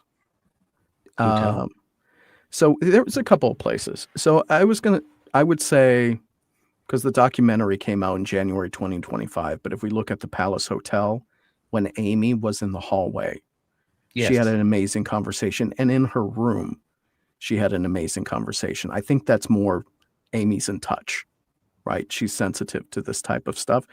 She doesn't say she's a sensitive, but when we put Amy, have her run an experiment, she usually gets really great audio with the spirits. The other place, Merle, you probably forgot about it. A lot of people don't know this place, Shaniko, when you were in Nellie's room, and then when you were in the crying woman's room. Those were intriguing conversations. Dave, ghosts don't want to talk to me. They just apparently want to appear and shock me. But but I can't say I had a great conversation with a ghost in 2025. So Shaniko, Oregon. So Shaniko was a hotel. It was, again, a brothel as well. When was it built? Like 1911. And Shaniko's population is 70 right now on a good day. No, 32 on a good 32. day. 32 Sorry. on a good day. Yeah. And it was an old wool making town, like sheep wool. And it's funny you bring this up. This is good. Dave, one of the coolest experiences happened here. I was I was playing cards with a ghost. I was Really? playing blackjack, and I have a spirit candle, and it goes lights on and off. It's like an EMF detector. They say that the ghosts can turn it on and off. And I had the candle set up, and I brought some of my photos from 1850s, kind of as like a trigger object to make them feel comfortable with the time period. And I brought in like an 1860s old zinc mirror as well. And I think I was talking to Nettie, right? Yeah. Yes. So Nettie was a spirit. Obviously she lived there. And when I would say, "Do you want to hit?" Like for blackjack, the candle would go off, and I would ask, like, "Do you enjoy playing cards?" And I would ask a bunch of questions about her, and the candle was going off at a chunk of my questions, and I was like, "Damn, was something." I was worried that something was tripping it off, but I had no electronic devices on me. There was nothing around me. The candle was raised up off the floor, so there's no wiring. And it was like an old-fashioned conversation with someone while playing cards. And I'll try and find that footage and send it to you, Dave. But it was really, really interesting to watch, to have that type of solid communication for like 10 minutes. What was the conversation about? Basically playing cards. Was she a working lady there? Did she have kids there? Was she from Shaniko? I think we talked about her husband that was there. And just dumb questions like about food or just modern stuff, just making conversation. And I felt happy. I like my energy was up, and I just felt like I was having a great conversation with someone. And the fact that my equipment was going off to all of the questions, as a majority of the questions I was asking was impeccable evidence to me. And I know even Jake, he's a tough one to please with evidence. And he was like, "Oh damn, this is some good stuff." And that'll tie into what we talked about earlier, a lesser known haunt, Shaniko, Oregon, the Shaniko Hotel. I don't think many people stay there. No. Yeah. And it was cool. I wish you could see that. We have 2 minutes to go before we have to go to break at the bottom of the hour. Merle and Jacob Rice are here for Ghosts of the Great White North. And gentlemen, you know, we talk about 2026 going to be a busy year for you guys in filming and everything. The locations are pretty much, you know, they're there. They're not going anywhere, barring some catastrophic happening. The investigation is simple. You can get off time from work, you could go. Mhm. But there's so much more work, Jacob, behind the scenes. Oh, yeah. Okay. The filming, the editing, the processing of the video, making sure it hits all sorts of algorithms, you know, that social media requires today. How long does it take you to put out a video? On average, and this is if the day job, right? Because we all have day jobs. If the day job doesn't get in the way, it's usually 3 months. If the day job gets in the way, it can be longer. And that's because what most people don't realize is when you're editing, you have all the hours of footage, right? You're also doing evidence analysis. You're looking for the anomalies. You're listening for the EVPs. So you have to listen to everything like 4 times. So and then the other thing is, because you're just really, at the end of the day, because this is real life, you're just showing up, pointing cameras, right? And you're recording. You don't necessarily have a story that people will want to watch, right? It would all be like 2-minute broadcast news snippets otherwise, right? Mhm. So to make a story out of it that people want to watch is part of it as well. And then you got all the historic research you've got, and then you have to go through all the logs. It takes a while. Yeah. Gentlemen, we're going to get you to hold on right there, because the good news is we're going to go to the distance with you guys tonight. We are going to have a good time, full 3 hours paranormal talk with Merled off the red-nosed reindeer, Jacob Rice, hanging on out with us. It's always a good time. We are going to take some questions from our audience as well. This is Spaced Out Radio.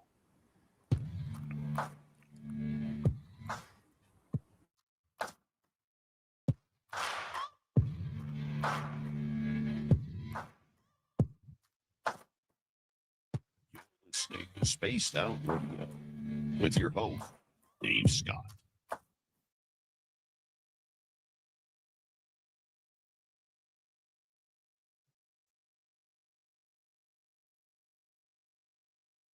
All right, we are clear.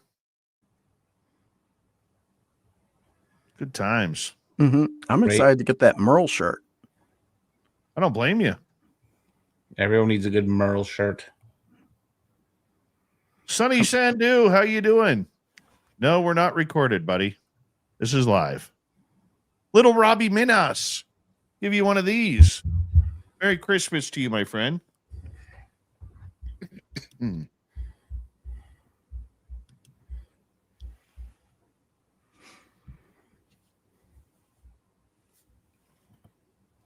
I totally Merle? forgot about that Shanako. Yeah. Wow. I was going, because I blog about everything. Yeah. So it's like, oh, damn, I'm going to have to remember 2025. Let me go to the blog. I got skunked a lot in 2025. So skunk might mean something different to me, Merle. What are you thinking when you say skunk? I guess that's a fishing term. I had a lot of L's, a lot of losses in 2025, ghost hunting wise. Well, we didn't have any evidence at all. Like zero. Well, Zero. I mean, I'm kind of surprised you to bring up St. Ignatius. I forgot about that. Yeah, with the Para Northwest ladies. If you're Yeah. listening, hi Shayla, hi Cheyenne. But yeah, St. Ignatius was a great one. I guess I did do a lot this year. And then 108 Mile, I mean, that barn investigation I was guess good I did stuff. that too this year as well. I would say that you had a long-term conversation at 108 Mile, though. No, but it's kind of cool. It was pockets. Yeah, Yeah. it was. You had pockets, but it wasn't. It's not like Shanako where there were extended conversations. That There, was really neat. yeah. I guess I did do St. Ignatius.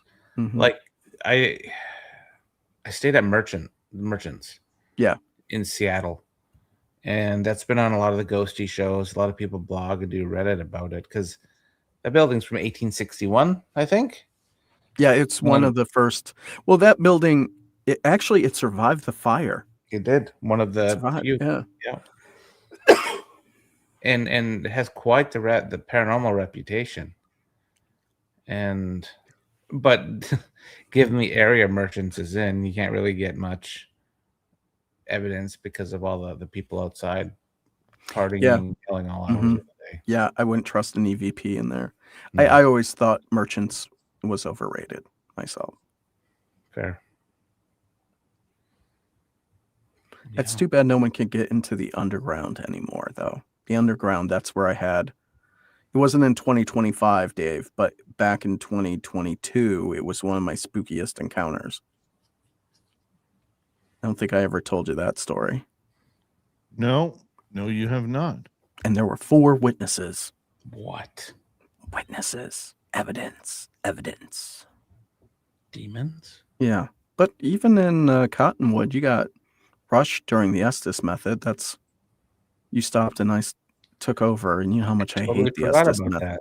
Dude, what's going on? I need to feed you more fish. I think so. Wow.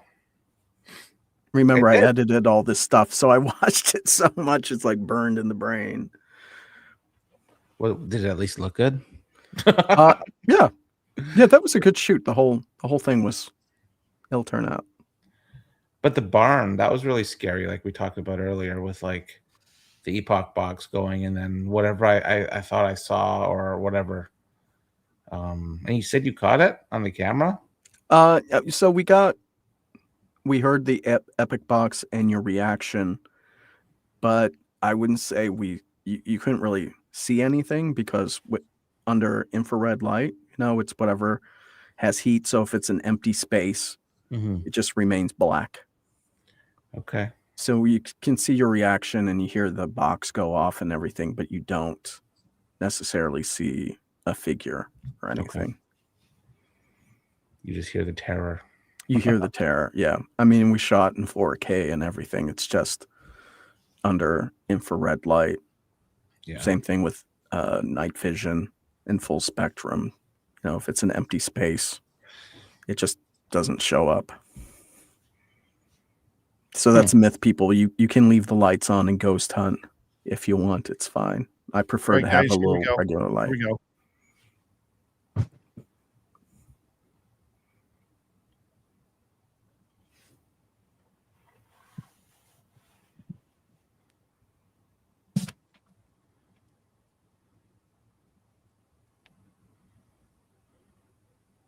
We are into the second half of Spaced Out Radio tonight. Ghosts of the Great White North, continuing with our main man, MERLE, here. My name is Dave Scott. We greatly appreciate you tuning us on in wherever you are on this beautiful planet we call Earth. Reminder to all of you that if you missed portions of this show or others, you can always check out our free archives on YouTube or any major podcast network. Our website, spacedoutradio.com. We have a plethora of features for you. Rock out to Bumblefoot, read the news wire, check out our swag as well. Follow us on X at Spaced Out Radio, Instagram at Spaced Out Radio Show, and on Patreon in the Space Travelers Club. Paranormal Road Trippers, MERLE is with us.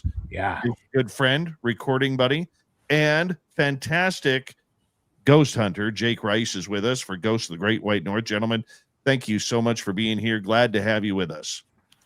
Glad to be back, Dave. Happy to be here. All right. What would be your second most haunted place that you went to? You mentioned Cottonwood, number 1, MERLE. What's number 2 this year? Well, Jake just jogged my memory of all the places I've been to in 2025. Dang. 108 Mile Ranch, your backyard. We did a video there. We interviewed you and got your stories because you've had a lot of things happen there over the years. But we did the catwalk area, the infamous catwalk area. You've all heard Dave talk about a lot where there's the figure on the stair. The photo that was captured of a guy walking up the stairs. And we had the SLS camera, so that's basically a camera that'll map out ghosts. Sorry, I'm fighting on a cough. And we also had the candle up there that we talked about earlier. And we were getting a lot of yes, no's and communication, but just the spook factor of the barn, because of all the stories I've heard and seen and experienced in there, you're kind of, the spirits there run a tight ship. And Dave, you can attest to that, especially in the barn, like the upstairs part of the barn. And that would be number 2 for me for sure, because of the things I've seen happen in the past. Like Dave and I were there a year prior.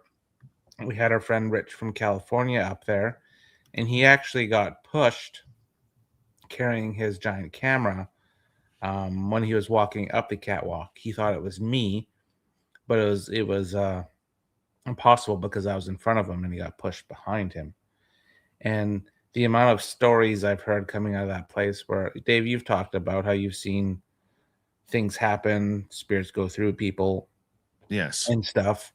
So I would give the 108 Mile Barn an infamous title at this point. I think you'd agree with me. Maybe.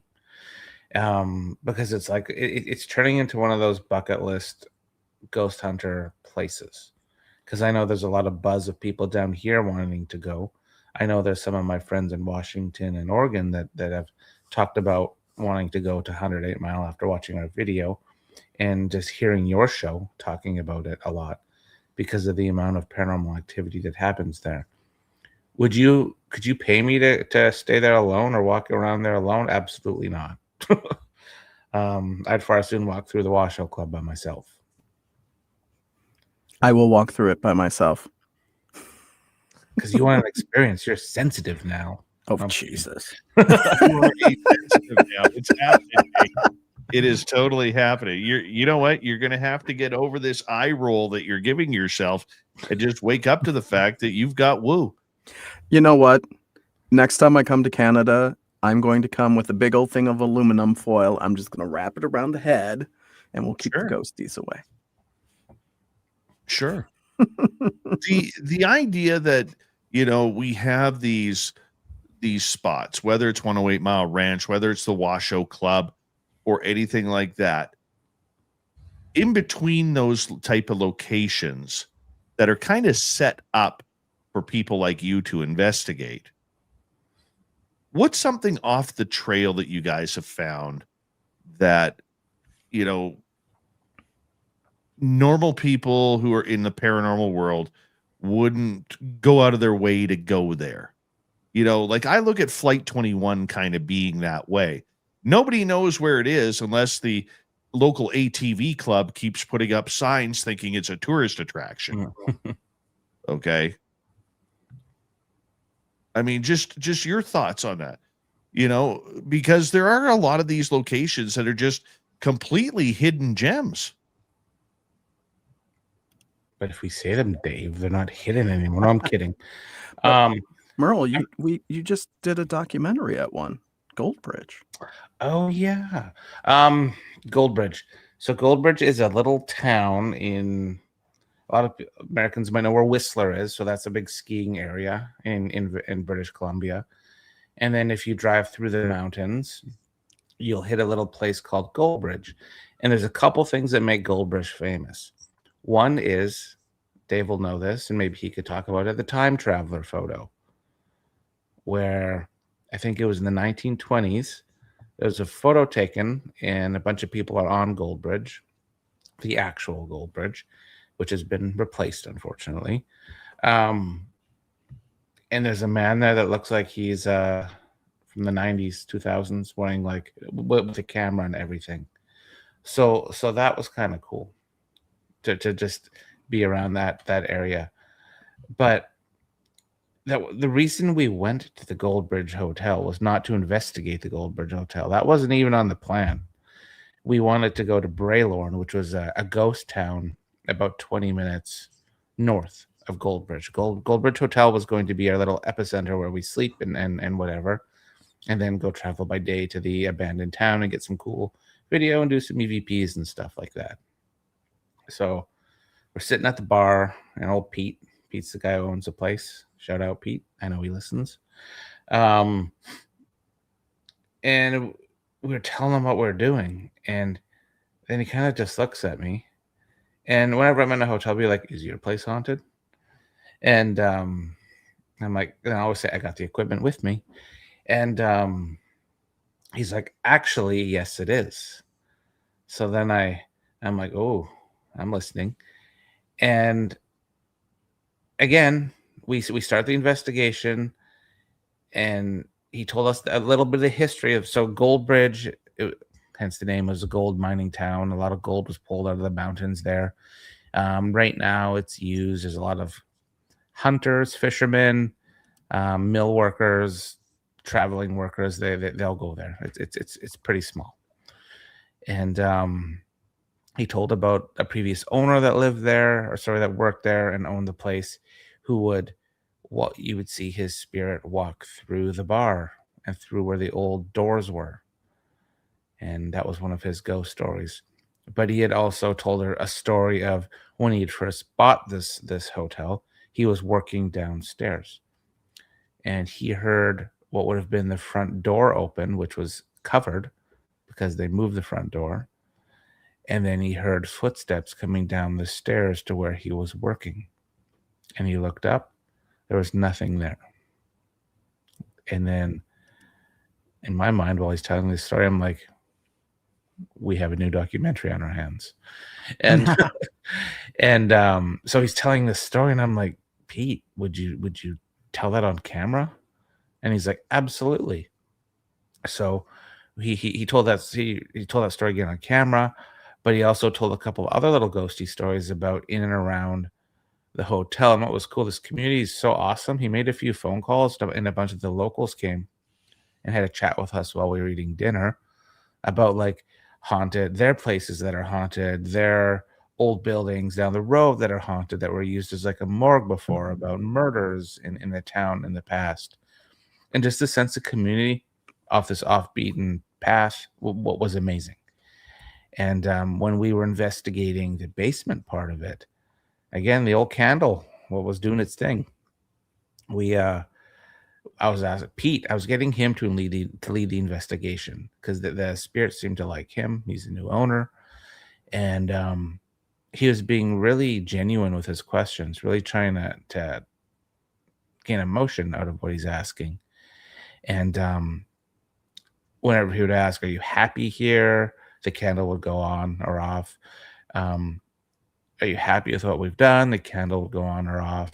And there were a lot of really cool questions that were being answered from. He asked if it was the previous owner. The candle went on. And so that was really fun. And that was off the beaten path. And it's really fun to find those gems and do them videos. And I know they appreciate the video because you're not only showcasing the hotel, you're showcasing the history of a town that is a town of like maybe 40 people. When you were at Goldbridge, I know that you asked around a little bit about the time traveler. Mhm. What was the reaction from people there about that? They look at you funny. um, but a lot of them didn't really talk about it. They would the few people I asked, they would say, hey, go to the museum. There's a little section on the time traveler. But the museum was unfortunately closed when we were leaving, like the day we were leaving. One of the guys was they'll all acknowledge the photo. They either were non-partial to it or they weren't sure about it. But they were all open to wanting people to investigate it further to see what can be uncovered about it, if it was old school Photoshop or if it was a genuine time traveler. They were all open to it. There was no poo-pooing it.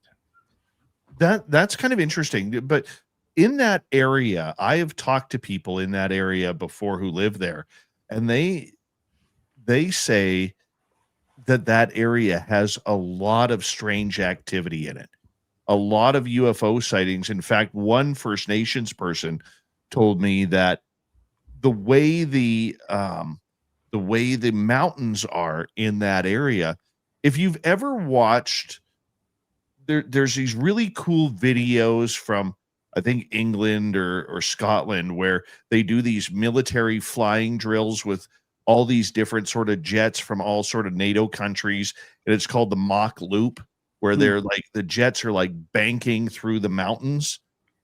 Well, they said, this lady told me that they often see UFOs doing that, following the river and racing through the mountains, doing these tight turns. And that's not the only place in British Columbia I've heard that happening. I've also heard it happening near the Osoyoos Penticton area near the U.S. border, that I've heard that happening as well in the mountain lines. I mean, were there any other conversations about the high strangeness in the area, Merle? One person did bring up UFOs. They didn't talk about it much because I said that I'd be returning, and I think they wanted to save their stories. But yeah, it's funny you mentioned UFOs. There was one guy that did mention they've seen them above the mountains above Braylorn. And it makes sense because like when you're there, you're in the middle of nowhere. and the sky is completely clear. Like Goldfield was like maybe 20 buildings. That was it, if that at most. And then you go up a logging road into Braylorn where there's another handful of buildings, and you go up a little more. And for everyone listening, just picture like when you've watched the movie Wolverine, when he's driving through like the Canadian wilderness. That'd be the best way to describe it. And then you see all these abandoned towns, this abandoned town, and all these old abandoned houses.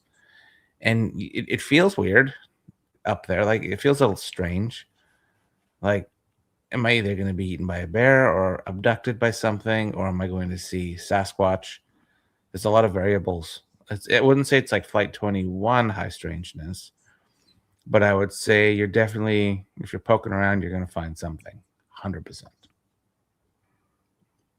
Jake, being in the mountains of the West Coast here, there is a lot of UFO sightings. There is a lot of different type of activity with cryptids and paranormal and supernatural.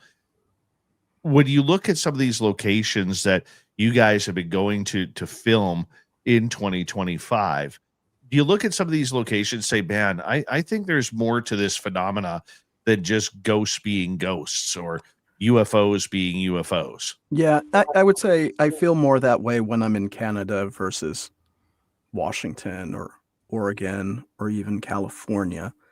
I don't necessarily know what would cause it. It could be something unique to the geology of the region. I mean, at the end of the day, right, the Cascades, we all share that mountain chain. Yeah, I mean, we could look at different things. It's mineral rich, water rich. Those things can attract paranormal phenomena. I don't know about the UFO, and that's not my knowledge basis on UFOs. But when it comes to cryptids, I mean, who knows what's hiding in the woods, right? I mean, they're pretty impenetrable. Yeah. So I've been talking to Merle about doing a cryptid documentary as well. Probably not Sasquatch, because a lot of people do Sasquatch, right?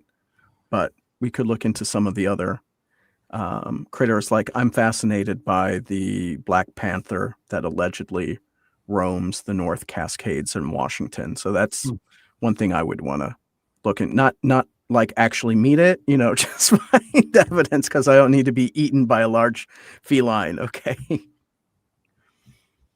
Yeah, you got to watch out for those. Even at Flight 21, we had a great photo on our trail camera of a mountain lion walking on through. Oh, wow. And we had seen her the first time we were investigating there. We had seen her. And so we know that's her area. And Merle, even a number of years ago when we went up to Flight 21, you had spotted a lot of signs in nature that a mountain lion was close by, including fresh scat at that time. Mm-hmm. They're definitely up there, and your photo is really good. Yeah, it turned out really good. Really like good. To check that out. But yeah, I mean, I have always wanted to do more cryptids. Actually, my little group down here that does ghosts, we formed our own Puget Sound Monster Club as well, just to do like armchair investigations, at least right now, because a lot of us like the woods, don't necessarily love camping. So we're not necessarily going to go on a big hike and stuff, but we've been ramping up our interest in that field. I love sea creatures. So I wrote about Ogopogo and the Lake Chelan dragon, if you're familiar with that, in Washington, and by the Tacoma, which I live not far from Tacoma. The king octopus, it's called. It's not a giant, it's the king one that's like 60 feet long, that allegedly lives in the ruins of Gertie. That was that big bridge that collapsed in 1940 during a windstorm. So we've been looking more into that. I would love to do more aquatic monsters, for sure. You can have that. You can have that.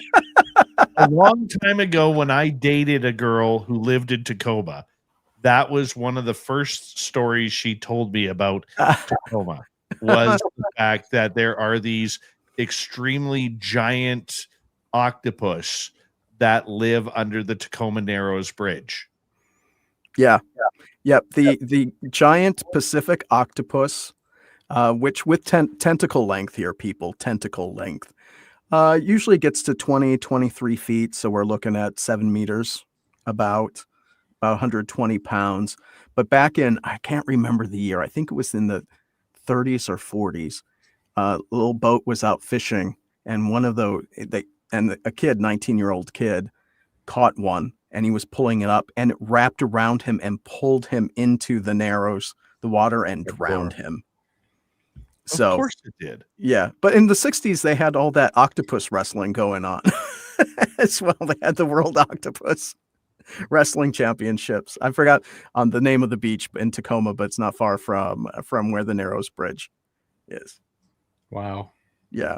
Don't get me started on the sea serpent as well. That's saying there 1893. I'll tell you all about it later, Dave, because I don't know how much time we got for the break, but an We got 4 minutes. Go for it. electrical charge beach, 1893 fishing trip, big storm. They had these. It's so funny how we talked at the time. The Easterners from Philadelphia came out to hang out with the plebes on the West Coast. Went out on a boat on a fishing trip. Storm came raging up, and so they parked it. And this huge, like, walrus serpent type thing that gave electrical discharges attacked them. And after it shocked everyone unconscious, crawled back into the sound and swam away. But I wrote an article about it as well. But allegedly, in all the inlets and the little islands kind of to the northwest of Tacoma, there is this walrus serpent thing swimming around. Mind you, if it's only been seen in 1893, I'm sure it's dead by now, but hey, What if? we got giant octopuses and walrus serpents at the south end of the sound. Well, would the giant octopus be the same thing as a kraken? No, they are different. I looked into it. They are different. Usually a kraken, like 20,000 leagues under the sea, would be a squid. Squids are bigger than octopuses. Octopuses. Yeah. So I checked that out. They're supposed to be in the Atlantic, though, versus the Pacific. You also have to look into the Cadborosaurus as well. Oh, I did write about Caddy. That's a good story, too. And that one had been seen off and on, I think, through the 1950s. You don't hear too much about Caddy anymore. You know what? I'd have to go out to my website and look up all the stuff because I wrote the articles a while ago. But yeah, especially when logging was going on, and you would, where you got the big logs, right, floating in Puget Sound before they shipped them off to get processed and everything. Yeah, there were a couple of Caddy sightings with that, especially around 1900. But like I said, by the 1950s, that pretty much quieted down. Yeah, Caddy is said to patrol right from the Bering Strait right down to the northern tip of California. Yeah. Seems to like the colder water than the warmer water, and then make its way back up. It's never been seen in the inlets in British Columbia or really? in Washington State. It's always been more on the outside of Vancouver Island, Haida Gwaii, and up towards Alaska. Okay. I'm just looking to see if I can find that article. I got the Puget Sound sea serpent attack. I might not have Caddy here. I did do a podcast on it. Yeah. Oh, the other thing you don't hear about is the Great Tear. That's another one of our local monster legends. What is that? Okay. So this was in the 1920s by Tacoma. And where the Narrows Bridge was, not the one that collapsed, but before that, there were a series of this is allegedly, people here, allegedly, though people did see a bear-like creature, but allegedly what looked like a brown bear, a bit more monstrous, was attacking kayakers in the strait. The Narrows is a strait. And it got its name because the canoes and kayaks and boats were all scratched up.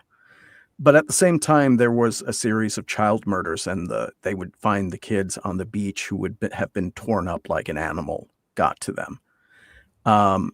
So at the time, and we think this is just a legend, there could have been the child murders, right, which were not related to a monster attack. However, something was scratching up kayaks and canoes in the 1920s in that strait.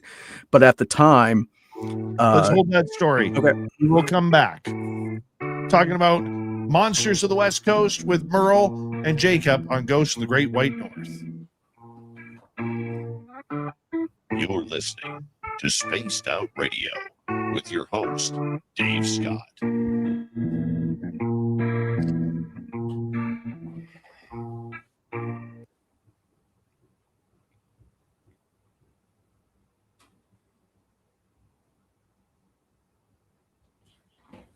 All right, guys, we're clear. You guys chat away. I'll be right back. Okay. By the way, I got a great list of monsters on the West Coast, so we'll talk about from Alaska down to California. Okay, cool. Perfect. Yes.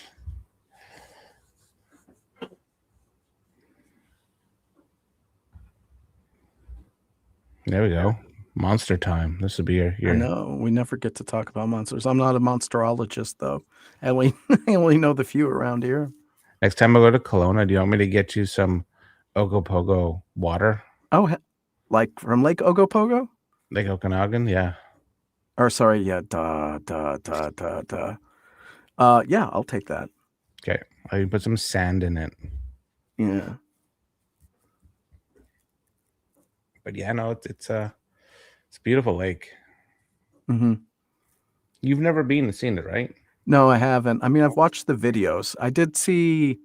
Oh, I forgot the guy's name. He was a ghost hunter, and now he's a cryptozoologist. Jason. I'm not sure. Anyway, I recognized him from, I think We Want to Believe. Okay. And he was doing. Well, there's a crew of people, but he was investigating Ogopogo.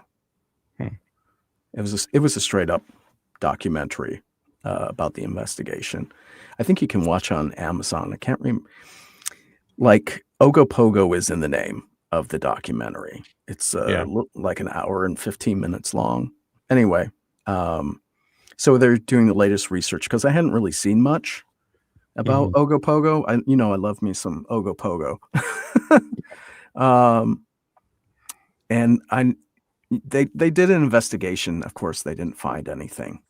Did the whole eDNA thing. They looked at water currents to see if that was it. They looked into, I guess apparently the area has exceptionally large otters. And when otters are playing, it looks like a serpent.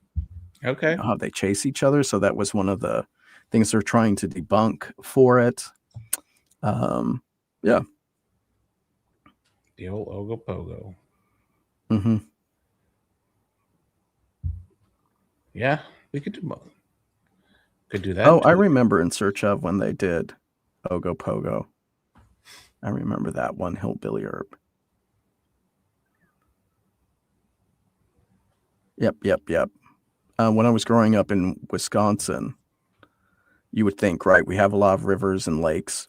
You only really heard about one lake monster, river monster in this case. It was Peppy, the Lake Pepin monster. And that's, if you know where La Crosse is, there's a, Lake Pepin. It's just the Mississippi River kind of gets pinched a little bit. So you got lake. You talk about that sea monster or that water creature. You'd think more so with the Great Lakes. But I grew up on Lake Superior. And you heard more about the ghost ships than any aquatic monsters up there. So like the Bannockburn would be like an omen if you're about to crash or your ship's about to sink. I was just looking at one of the comments about Ogopogo. Mm-hmm. Hillbilly Herb. Did you see that one? Yeah. Yep. Yeah, there was a recent TV show called, I think it's Lost Monster Files. Sorry. And I know they did a sea monster in Alaska. I'd have to look it up. I like that show. I mean, come on, it's still a reality TV investigation type thing, so they're taking some liberties. But, we don't get too many monster shows anymore. So it's just fun to see thunderbirds covered, a chupacabra covered. I think Arkansas has cave dogs or something like that. That was in I'm gonna there. do the Mothman. I'm gonna go investigate Mothman. I love Mothman. Like, out of all of the major cryptids, Mothman is my favorite. Katie, you'll get a Mothman tattoo for me. Put Oh, on her. I've got some plushies. An action figure. Oh, Monster Yeah. Bust was good. You got to talk to Dirty Filth. His friend makes one-off plushies of cryptid monsters. Really? Oh, really? Oh, get me that contact information. Yeah, talk to Dirty Filth. Okay. Yeah, I'll send him a message through his website. I ordered one of his books. yeah, his books are amazing. Absolutely amazing. I got one right here, Mhm. right up in the studio here. We Yeah. got about a minute to go here, guys. I'm going to play Swamp Dweller right off the bat. It'll be short one, only about a minute 50. Okay. Okay. Yeah. Merle. Merle. What do you think about the abominable Merle man? It's a great one. Love it. Uh-huh.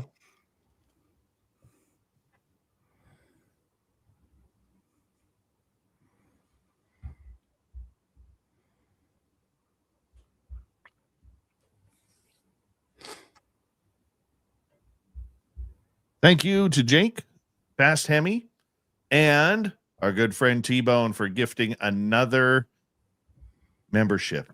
You're awesome, T-Bone. Thank you for doing that for our listeners. We really appreciate it.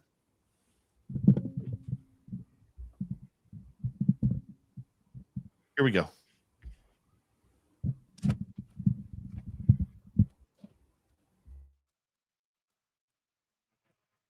We're into the third and final hour of Spaced Out Radio tonight. My name is Dave Scott. We have Merle. We have Jake Rice. They're going the distance. Paranormal Experiences of 2025. It's a good one tonight. But before we bring these guys back in, we want to remind all of you that we're here every night, Monday through Friday. You can tune us in on your radio station. We love it that you guys do. I'm getting the numbers back. Our numbers keep growing and growing. So thank you very much for showing off Spaced Out Radio to the people you know and love. We appreciate that. Hello to everyone listening in on our terrestrial affiliates around North America, digitally on every major podcast network. Our website, spacedoutradio.com. We have a plethora of features for you. Rock out to Bumblefoot, read the news wire, check out our swag as well.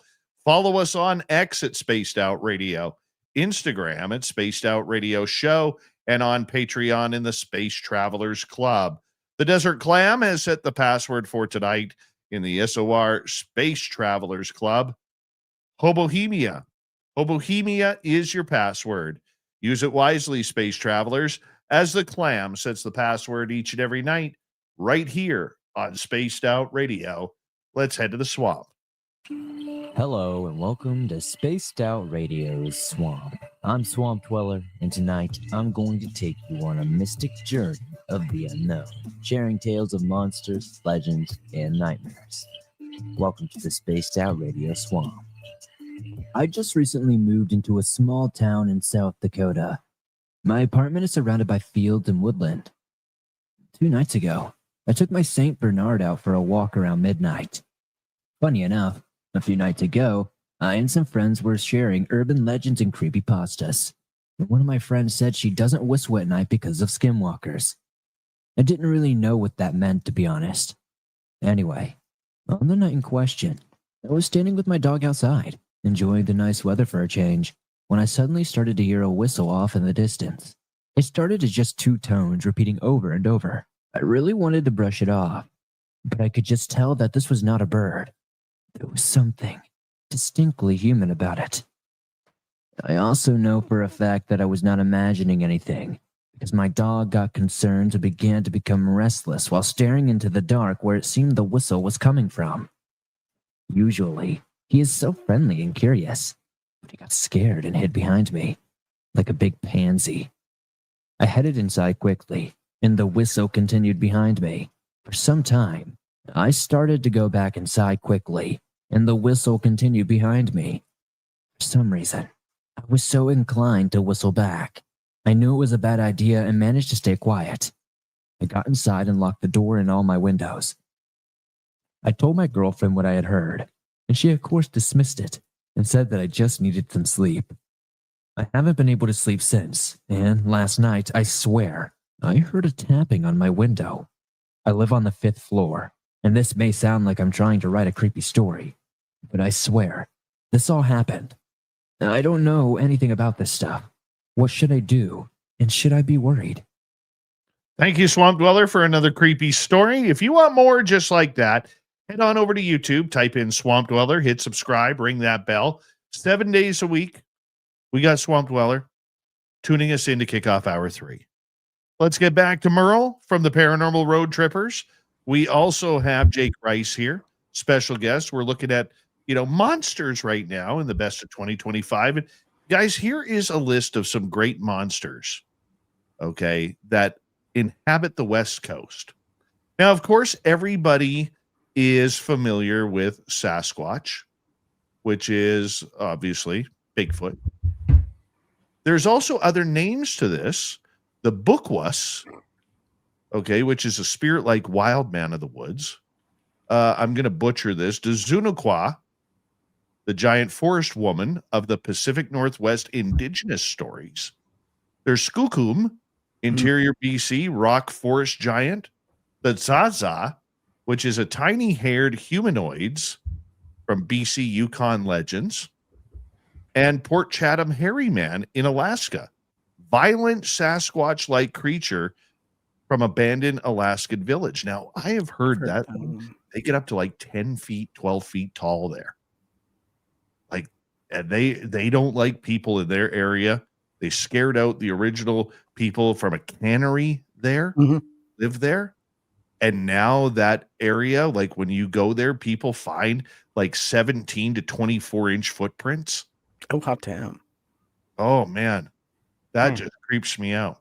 Now, in Washington State, you have the Skookum, which is the Cascade Mountains Bigfoot. You have Grassman, less common, but noted in Northern California forest. The Bat Squatch. Yes. Have you heard of this one? Oh, I know the Bat Squatch.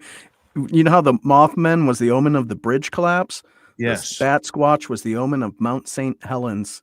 Very true. You got that Yeah. correct.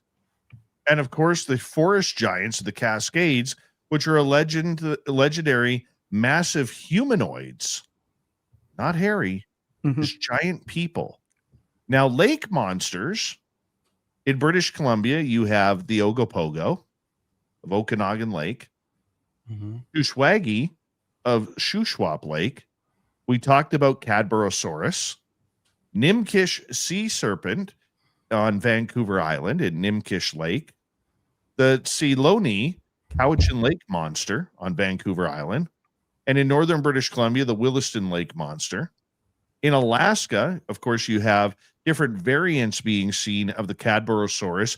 Many people believe it's just a northern version of the oarfish, which only seems to come around or be seen.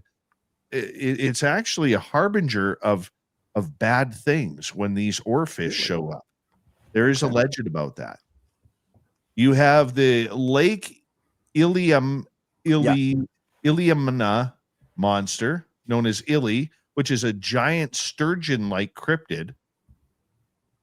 And I believe, what was the gentleman on the river monsters? I think he went fishing for that one up in Alaska. I know who you're talking about. Jeremy Wade. Jeremy Wade is his name.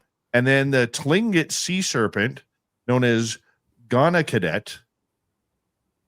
In Washington State, Oregon, and California, you have the Tahitian lake monster, Lake Chelan dragon, Lake Crescent monster, Devil's Lake monster in Oregon coast, and the Flathead Lake monster. It's in Montana, but it still kind of reaches into Washington State. Now we get to flying creatures. Okay. Thunderbirds, which apparently have been seen. Okay. Bat Squatch in Washington State. This one, Merle, I don't know if you even know of. The Vancouver Gargoyle. I've heard about that. Apparently, it hangs out in Stanley Park and by the Lionsgate Bridge. Really? I did not know that. Investigation. Yes. We'll go on vigil. The Flying Jellyfish Cryptid. I've heard of that one. Pterodactyl sightings. Northern California and British Columbia. That one I have heard. And apparently somewhere in northern British Columbia by a town called Stewart, there is a reserve there where people go missing. And there is one book on the subject. And apparently these people, when they are taken by pterodactyls that eat them. Now, these pterodactyls have a giant triangle area that they live through, allegedly. It goes from British Columbia, right near the Alaskan border, down to Texas, across Mexico to, where is it? New Zealand, and then back up. And apparently they're called ropin, where people notice them because their chests at night have like a pulsating red, like their heart is fluorescent, like a dark red fluorescent, and it pulsates as it's flying. Merle, that was one of the original stories we talked about when we started putting our storyboards together. I remember that. Yes. So you have those shapeshifters. Of course, skinwalker-like beings, which we encountered at Flight 21. Or it could have been a Wendigo, which is also seen from Alaska right down to California. The Kushtashka in Alaska, an otter-like shape-shifting trickster. Okay. So Otter Man. That's what Travis William Moosetoos called it, Otter Man. The Bookswuss, which is a ghostly wild man of the woods. And then here's one, Slalakum, cannibal women legends of the Pacific Northwest. And then on the aquatic coastal entities, sea wolves, which are supernatural wolves that hunt in ocean waters. The mer beings, from Haida Gwaii down to California, people have claimed to see mermaids, including around Vancouver and Stanley Park. And if you go to Stanley Park, there is actually a long-time tributed statue sitting on a boulder of a mermaid because of mermaids being seen by explorer George Vancouver back in the early 1800s. What else do we have? We have the Naitaka, which is early Ogopodo water spirit form, and the Pacific Coast water babies of older Salish lore. Now, I'm not too sure what that is. But then if you're going to get real weird in the cryptid world, in California, you have the night crawlers, which looks like a giant pair of MC Hammer pants. Know it well. In Tacoma and the Cascade Mountains, you have the Stick Indians. Yes, actually, that's right by me. Yes, I've investigated those with Paranormal Northwest. Same with water babies. Okay. In Northern California, you have the melon heads. Oh, I thought they were from Michigan. The Gumbaroo, which is a bulletproof, leathery skin forest monster. I wrote about the Gumbaroo, Dave. I've got an article on the Gumbaroo. Oh, yeah. They are explosive. I'm going to have to look that up. You have the hide behind, which is creatures that hide behind trees and stalk loggers. Mm-hmm. And then the slide rock bolter in Colorado, Pacific Northwest, lumberjack legend about mountain eating creatures. And then if you go to Northern California, you have the Lemurians, the alien species at Mount Shasta, forest elementals and orbs, which are seen right through the forest of the Cascades, the Shasta mountain giant, which is like a Sasquatch, And the dark watchers, tall, shadowy figures Mm. seen at twilight. Yeah, those are common on Mount Shasta, up Yes. that area. Yeah. So there's a lot more cryptids of what we think that are out there. But I'll tell you, I've never been more scared than when Tib and I had the encounter with whatever we think it was, either a skinwalker or a Wendigo that was mimicking the woman's voice in the forest. I just remember looking at Tim saying, if we go over there, we'll never be seen again. We're not doing that. We are not doing that at all. I see. No, I wonder where all these legends come from. And because there's so many of them. Like, are they lore as a cautionary tale to keep people away? Or are a lot of them because people have actually seen them? Or is it storytelling? There's so many questions I have about a lot of them. Mm-hmm. Like the Stick Indians, when I was with the Para Northwest, when we were on the Spokane Reserve investigating, because those two ladies, they're indigenous, and they were telling some of their mother and grandmother's tales of the Stick Indians. And one thing you don't do is whistle at night, because that attracts them, and they will pop your tires. They will lure you into the woods and hurt you. People apparently gone missing before, and I I forgot that you're not supposed to whistle, genuinely, and I made a whistle sound when we were like going back to the vehicle after investigating the Stick Indian stuff, and my God, did I think that's probably the one time I've scared somebody so bad because of that sound. Because that's what they say. They whistle to lure you out. And then a trip after that, we actually were at Spirit Lake in Idaho. And we were investigating. There's a bunch of stuff that goes on. There's a high strangeness area. There's UFOs, which Dave, you probably know about up there, and water babies. And one of the lores, if you go near the lake, you'll hear babies cry, and it's lost souls, dead people, that will basically that died in the lake, in or around the lake, that will bring you down and drown you. And they do the baby sound because that is an instinct for a human to go check to see if something's okay. So it's a trap. Mm-hmm. Yeah, there's a forest monster legend from Mealings or Mylings. It's Mylings, and that is the spirits of dead children in the woods. They're looking for a new mother. So if a young lady comes up to one of these creatures, and they look like it's up to 5 years old, like a toddler up to 5 years old, and then when the woman picks them up, they attack and kill her. That comes from Scandinavian lore.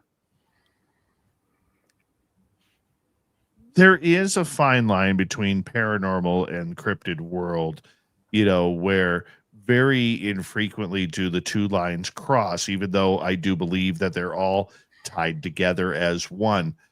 Do you think you guys are starting to investigate more locations that have multiple phenomena going on than just the spirits? You're there for the spirits, but you also have to watch out for the other things that are there.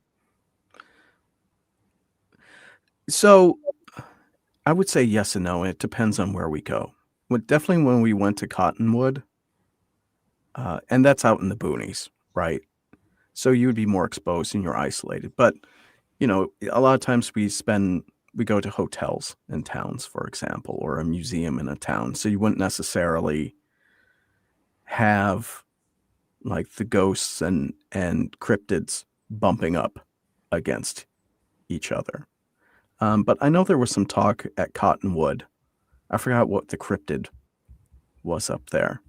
But I heard like the locals talking about it. I don't think it was a Sasquatch. I think it was more like a wolf creature, if you know what I'm talking about, by Barkerville. I don't remember. Okay. Yeah, but so Dave, mostly because we're sticking to urban and suburban areas, we don't necessarily run into it.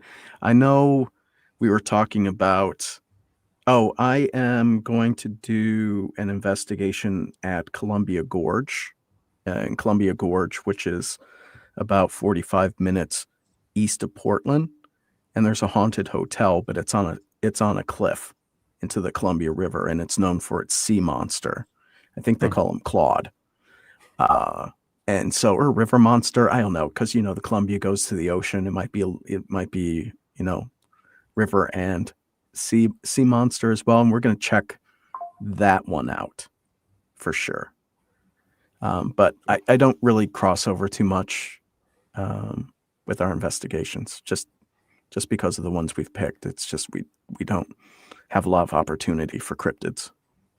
And I'm stubborn. I'm there. If I'm there for a ghost, I'm locked in. Oh, I'll go check a monster story out. I will go check a monster story out. It's just usually the filming schedule and everything, it's pretty tight. I don't get a chance to explore. But that being said, like I am stubborn, and I know that. And I know Dave and I have actually butted heads about that in the field a little bit. Where, like, the first time I went to Flight 21, I'm there for the spirits. And I know there's some Bigfoot activity up there too. But then when we were investigating with Sam and a couple others that were up there, and they're talking about all these different things that are going on, like all the high strangeness, and in my head, it's like error, restart. Because I'm like, what is happening? Like I understand, because I can see everything that's going on, everyone having the experiences. So I guess that was a lesson learned, or I'm more mindful that just because you're investigating one thing, it doesn't mean that other things can show up or impede your investigation, where you have to take a side mission and see what's going on there, which clearly has happened multiple times when I've been to Flight 21 as well with Dave. See, that's the one thing about Flight 21, is we got about 2 minutes to go, is you never know what you're going to get there. It is so unpredictable that some days you may have great action, and other days you're just sitting there wondering, why am I wasting my time? And then dusk hits. It's usually at dusk, in those few hours of darkness, where things really, really take flight, so to speak, pun intended. And you don't know where it's coming from, because it's all around you. And Merle, you've been there a few times. When I say this, it's a very, very claustrophobic area. It's weird. Like, you are surrounded by trees, by brush, by nature. You don't know what's coming down a trail. You'll hear things walking down the trail. You go look, there's nothing there. It's that busy feeling, like we talked about it with the Washoe Club. It's like you're alone there, but you feel like there's a party, like a lot of people or whatever around you. That's how I feel there. Energy, I guess. Mm-hmm. I mean, and I will just put this out there to the universe. With the success of the television show Skidwalker Ranch, if one of those people from Discovery or History or A&E were ever looking for a matching show, that's the location. That's the location to try and make something happen, because you never know what you're going to get. The problem is with that area is whether or not the phenomena allows you to have the experience there. Because if you just pull up there and you're just looking at the crash site or whatever, nothing's going to happen. But it's when you start tempting the phenomena there, where it says, okay, we've got a player here. We've got a wild one. Let's make it happen. Let's see where it could go. And it's crazy when that happens. And Jake, I can't wait to take you there. We have Merle, we have Jake. Ghost of the Great White North continues for the final half hour on Spaced Out Radio right after this. This is Spaced Out Radio. Your host, Dave Scott.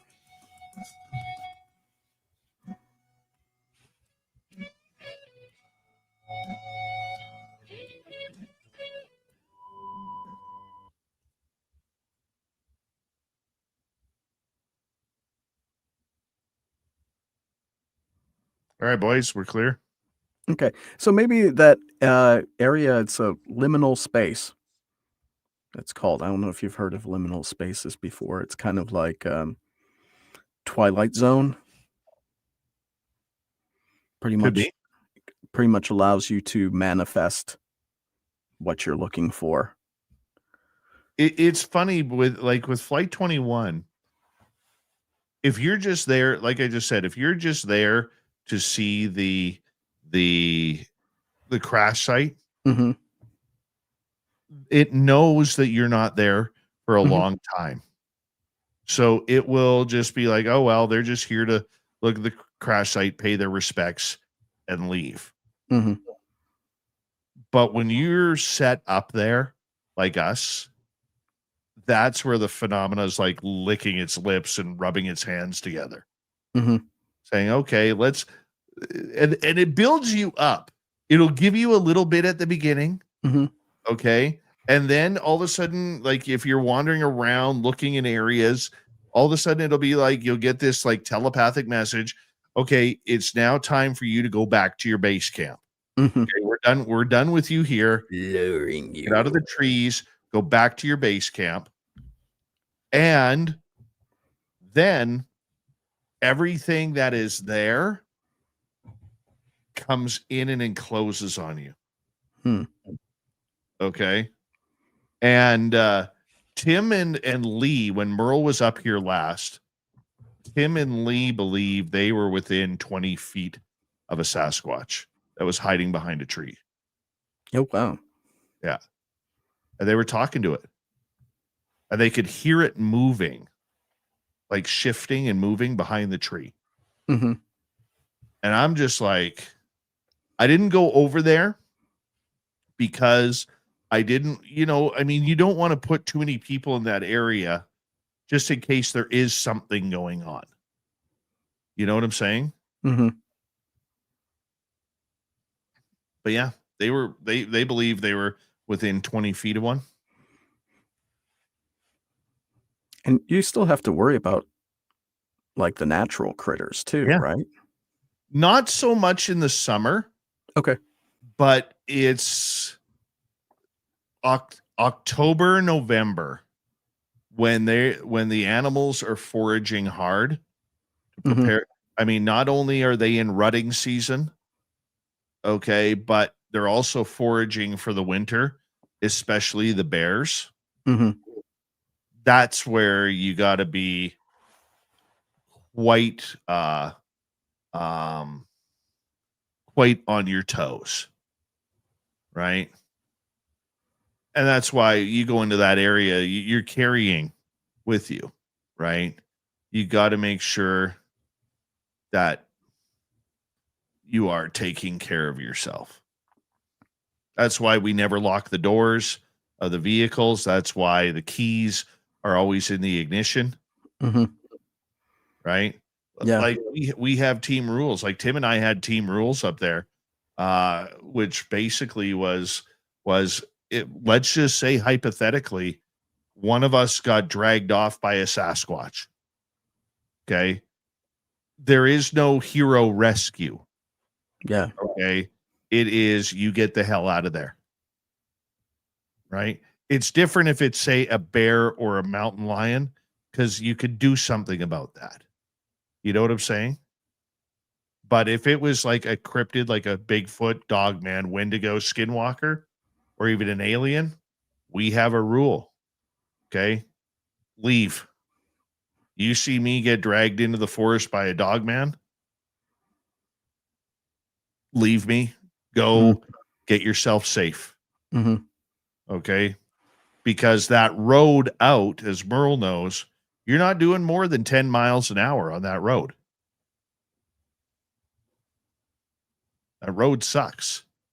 And the more ATV traffic that goes in there because of the ATV club, the more it's getting torn down. I do have a weird story from there, though. Oh, That happened the last time we were there. It doesn't sound like much, but it is a weird one. AJ, how you doing? Good to see you. Thank you to Fast Hemi, Jake, and T-Bone, my man, for another membership gift. Love you guys. Thank you very much for your support. Remember, you can get your MERLE shirts at spacedoutradio.com. We do not have ugly swag, people. No ugly swag. So make sure you check it on out. And if you go to cariboucon.com, you can get your VIP tickets right now. Jake will be there. I'll be there. MERLE will be there. We're going to make it a great event, which is for you guys. That's what we're going to do. Here we go, everyone.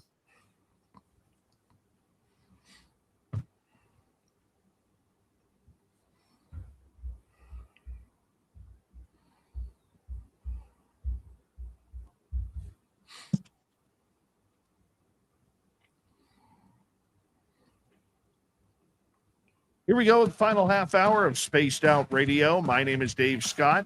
We greatly appreciate you tuning us on in wherever you are on this beautiful planet we call Earth. We want to remind all of you that if you've missed most of this show or others, our archives are always free on YouTube or any major podcast network. Our website, spacedoutradio.com. We have a plethora of features for you. Rock out to Bumblefoot, read the news wire. Check out our swag as well. You can follow us on X at Spaced Out Radio, Instagram at Spaced Out Radio Show, and on Patreon in the Space Travelers Club. Here we go. We got MERLE. We have Jake, Ghost of the Great White North, continuing until the top of the hour, because talking paranormal is a lot of fun. So that's what we're doing. Gentlemen, welcome back. Thanks, Dave. thanks, Dave. Rarity here, MERLE, that you're going the distance. This is old school. I'm old. Here we are. You are old. You're absolutely old. Right? You And a used to Canucks from the fan. couch by 9. That's Yeah, I striking am a easy Canucks right fan. there. But all right, well, do we have any audience questions? Because usually the last half hour we have audience questions. Well, we'll get to all that. Don't worry. Okay. We'll get to some of that. All right, Earl Frost, just calm down. I will tell you this, though. The last time I was, because we were talking Flight 21 just a little bit beforehand. The last time I went up to Flight 21 was in mid-November because a friend of Mrs. SOR's wanted to go up. So I took her up there, and on the trail in, and MERLE, you know the trail. It's you could barely fit a vehicle on this trail. Oh, I know. Okay.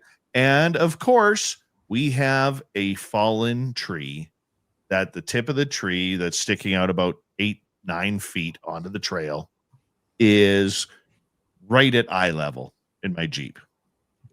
So she gets out, she bends the tree back, I drive forward, and then she lets the tree go. Okay. And she's like, when we get back, I will, get out and I'll move that again. So that way we could get out. Not a problem. Happens all the time when we're up there.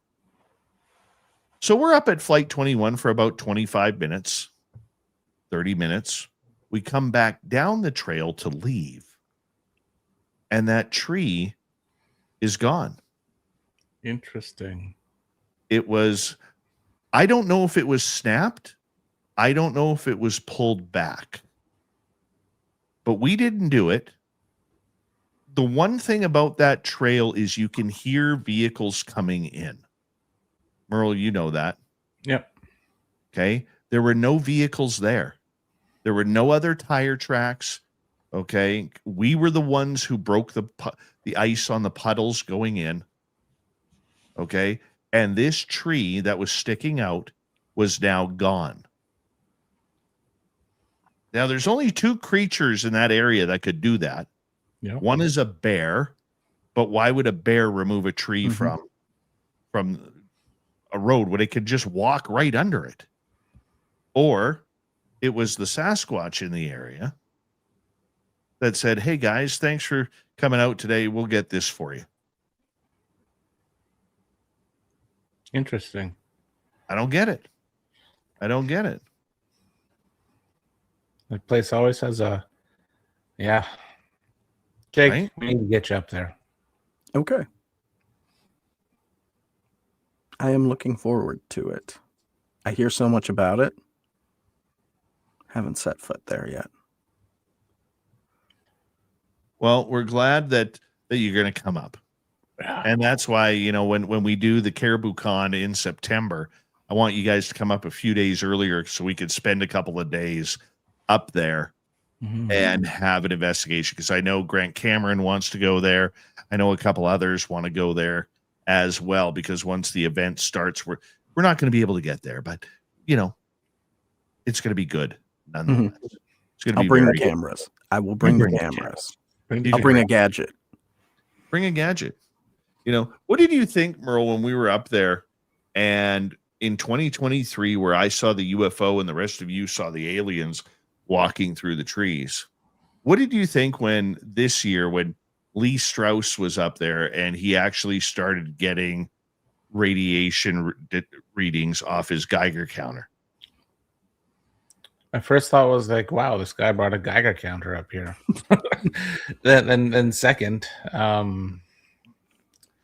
it's interesting because it was where you guys saw the alien stuff the previous years. That is where his Geiger counter was spiking.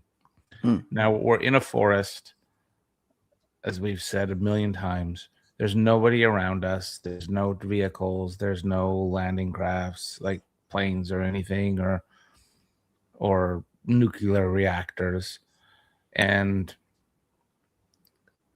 seeing that, I was like, okay, well, can nature do this? In my head, because Dave, you know, I always have to think about every angle. But I'm like, I don't think nature did this. And it's cool. It was cool to watch it go off. It was cool because it was specifically to the area where we had seen experiences years prior. I think that's what made me be like, okay, this is interesting. And keeping that card close to my chest, knowing what you and I, Sam, and like Rich experienced previous years, because I was watching Lee and I was watching where he was, and then in my mind I was playing back to like everyone having their experiences the previous time, and I'm like, we just connected a dot, which was cool. It was cool for me. That's my answer to you long-windedly. It was cool. I like how you said right at the beginning of that run-on sentence that you guys saw the aliens. You saw it too, Merle. That was a run-on sentence, huh? Why do you have such a hard time admitting that? I don't know. That's my answer for you. Does it scare you? It's the whole, you know, I explained earlier how your brain thinks you're supposed to see something or not supposed to see something, but you see it, and your brain's like, you're crazy.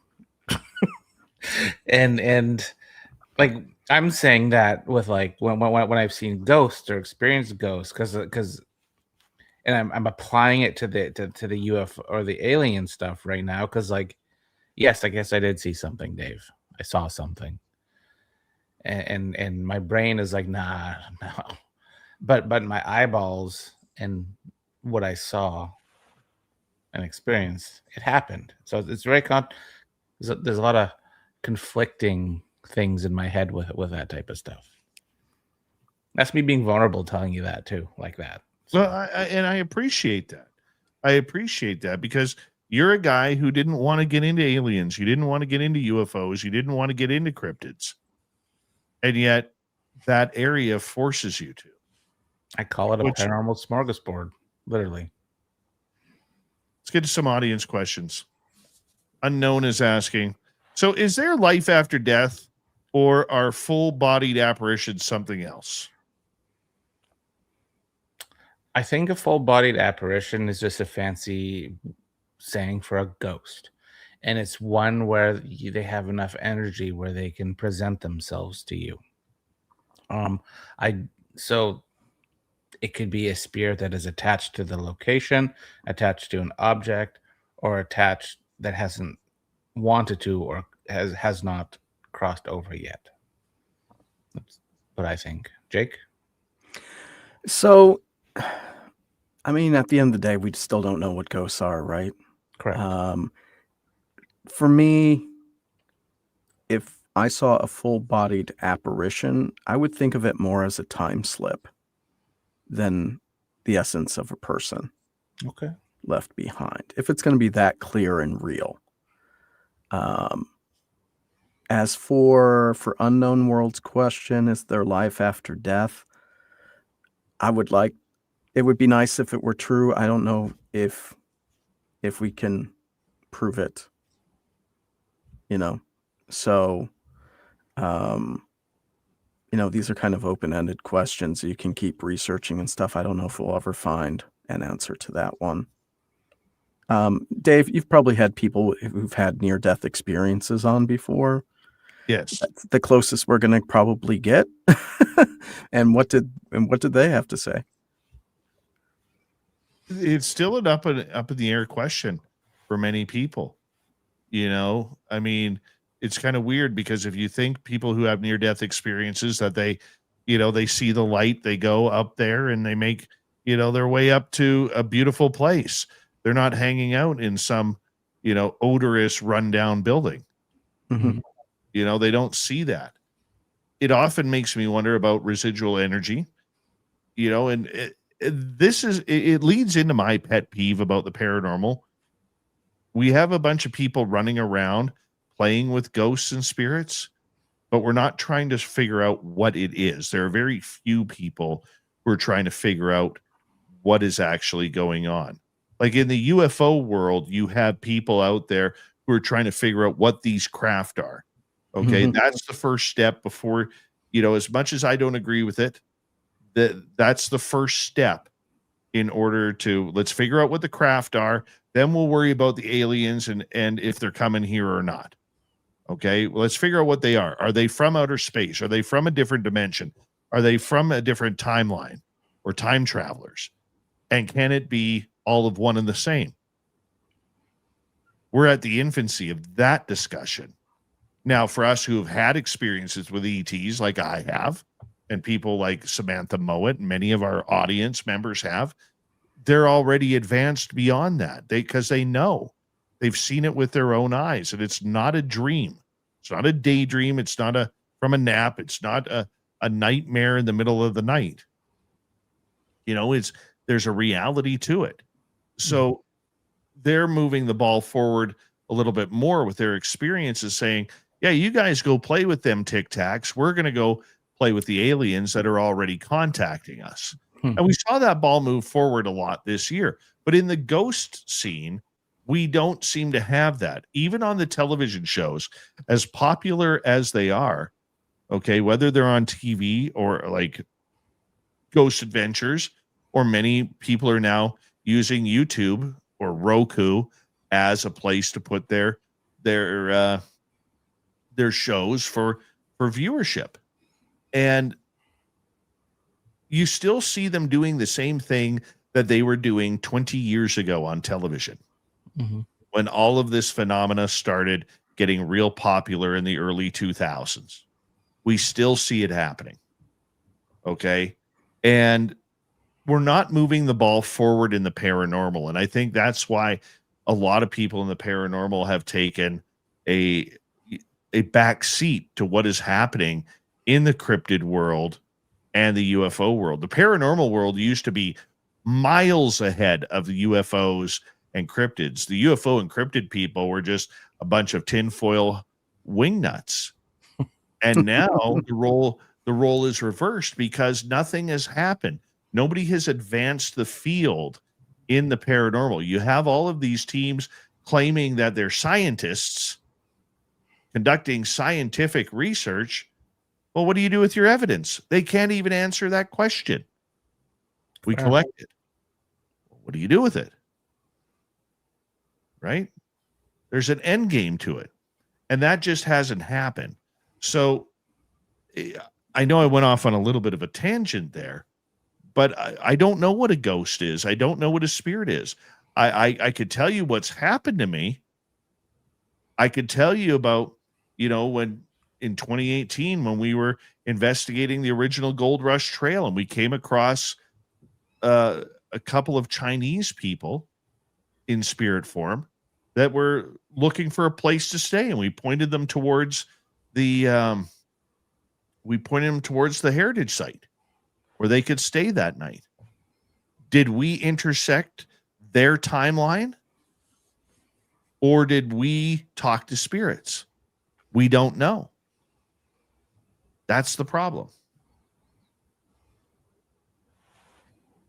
Yeah, there's a lot of unanswered questions, especially with a ghosty world. Mm-hmm. And I would agree that the alien cryptid world has caught up or surpassed with that sort of dialogue of Endgame. For sure. What do you think, Jake? So with the ghosts, I'll agree with you. Yeah, I think the UFO cryptid stuff has surpassed the ghosty stuff, especially on the side of what is it. I think that's mainly because you can get more physical evidence with a cryptid or UFOs. But it's very hard to bottle a ghost and take it to the lab, you know what I'm saying, to figure out what it is. So it's easier to document interactions, engagements, and feelings, right, that you got at a haunted site because, like I said, you can't capture one to take it for further study. And and the other thing is, with whatever it is, would you even have the right tools to measure it? To see, is it, is there like its atomic makeup, right? Are you measuring when a ghost allegedly manifests? Do you have enough environmental factors pulled into it? What happens if it's like, let's take dark matter, right, from physics, right, in the universe? We didn't know dark matter existed until recently. So it's the kind of thing you have to have people focus intensely on trying to find an energy source for it. And if it's psychic energy, for example, can you ever really prove that in the natural world? So I think that's a big part of it there. You can only measure and film like we do with what you get. Yeah. And I that's see a woohoo for dark matter. I don't know. Did I say a buzzword? All right. Let's get to another question here from our audience. Let's go to Jarence. On your investigations, have you ever accidentally damaged property or been accused of it by a client? No. I Never. have. Yeah, I'm paranoid about it. So I got accused of stealing shingles. What? At the heritage site. Shingles? They had this one member on the board. His name was Mal. And because Mal was a firefighter for 34 years, there's no such thing as the paranormal. Didn't believe in it. Mm-hmm. And he hated our tours, hated them. And so he started making up stories that we were breaking and entering into buildings because in the big barn, they actually had a bunch of shingles, old shingles from the building sitting in the barn. And I guess those shingles went missing. So because we had a set of keys, they figured we were breaking and entering into buildings and stealing the shingles. Wow. Even though I said to them point blank, come to my house. I don't have shingles on my roof. And that was one of the things that led us to telling the museum a long time ago to basically go to hell. And we'll take the $10,000-$15,000 a year that we raise for you guys as your biggest donor, and we will just let you rot. That's what happened. there was a team down here that stole something from a historic house. So that tarnished a lot of any paranormal investigator that wanted to get into locations. But as for like damaging or accidentally breaking property or being accused of, what I like to do, and I know Jake and I are pretty on top of it, is you do a before and after walkthrough with the client or curator or museum boss. So they know, and you know. Absolutely. And vandalism, you had the spot at the Bailey House. Oh yes, that's true. There was a weird old chalk and charcoal drawing when you're going down into this basement, and it was half an angel and half a devil, and it said, "From as above as below." And this team came there, and this was after I've been and gone there. And apparently they were told by a spirit to paint over it.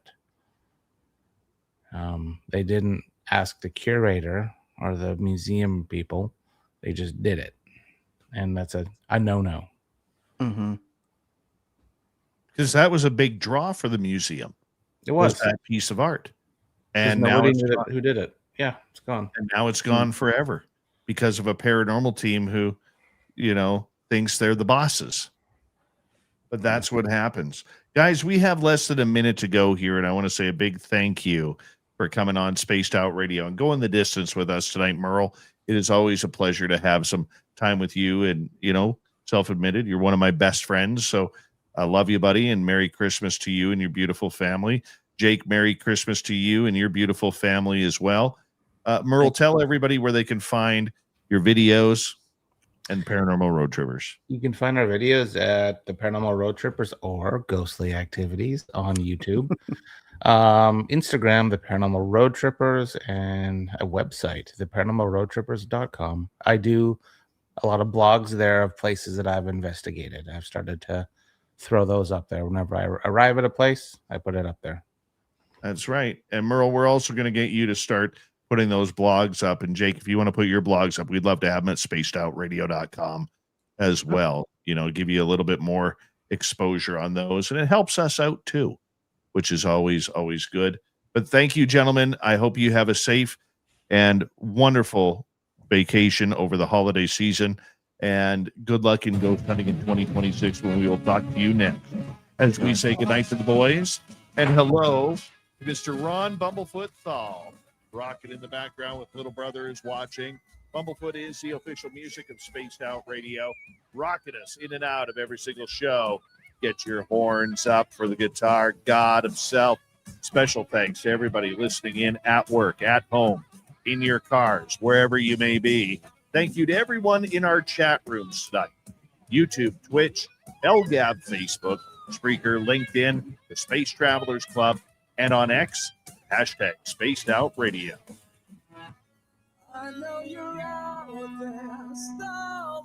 Remember, this show is copyright by Spaced Out Radio and Bigfoot Broadcasting Limited. Thank you so much for choosing to share your evening with us, because together, my friends, we're watching. We own the night. Mr. Bumblefoot, we need a favor. We need you to take us home.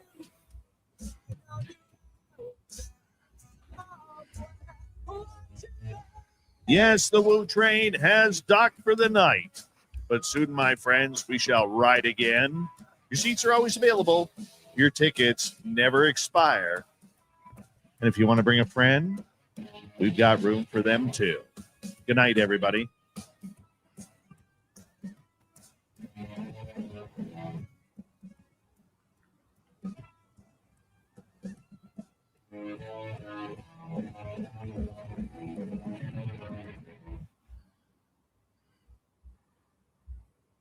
Good job, boys. Good job out there, peeps. Good job. Thurston Howell III, how are you? Alaska's greatest athlete. Nice to have you here as well. Thank you for the super chat. And thank you tonight also to Fast Hemi, Jake, and T-Bone, my man, for gifting another membership. you want to see Merle's movies and Jake's movies, go to Ghostly Activities on YouTube. They're freaking incredible. They really are. Go check them on out. They're very good. Even Merle looks good. When Jake can make Merle look good, okay, you know shit is good. Okay, you do. So make sure you check that on out. Gents, you stick around for a minute. I'm going to cut the feed here because we're going to get going here for tonight. And I want to say tomorrow night on the show, Michael McAdams is going to join us. How do we contact the spiritual realm? We're going to get into that and more with Michael McAdams tomorrow night on the show, 9 p.m. Pacific, midnight Eastern. Do me a favor, everybody. If you haven't already, give us a thumbs up. Also, after the show, leave a comment. Let us know what you think.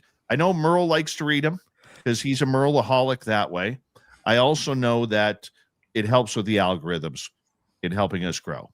You can see Jake nodding his head right there. Dude's a computer wizard. So that's what we're doing. All right, everybody. Thank you very much. We'll talk to you tomorrow night. These gentlemen, you'll talk to them next year. See you tomorrow.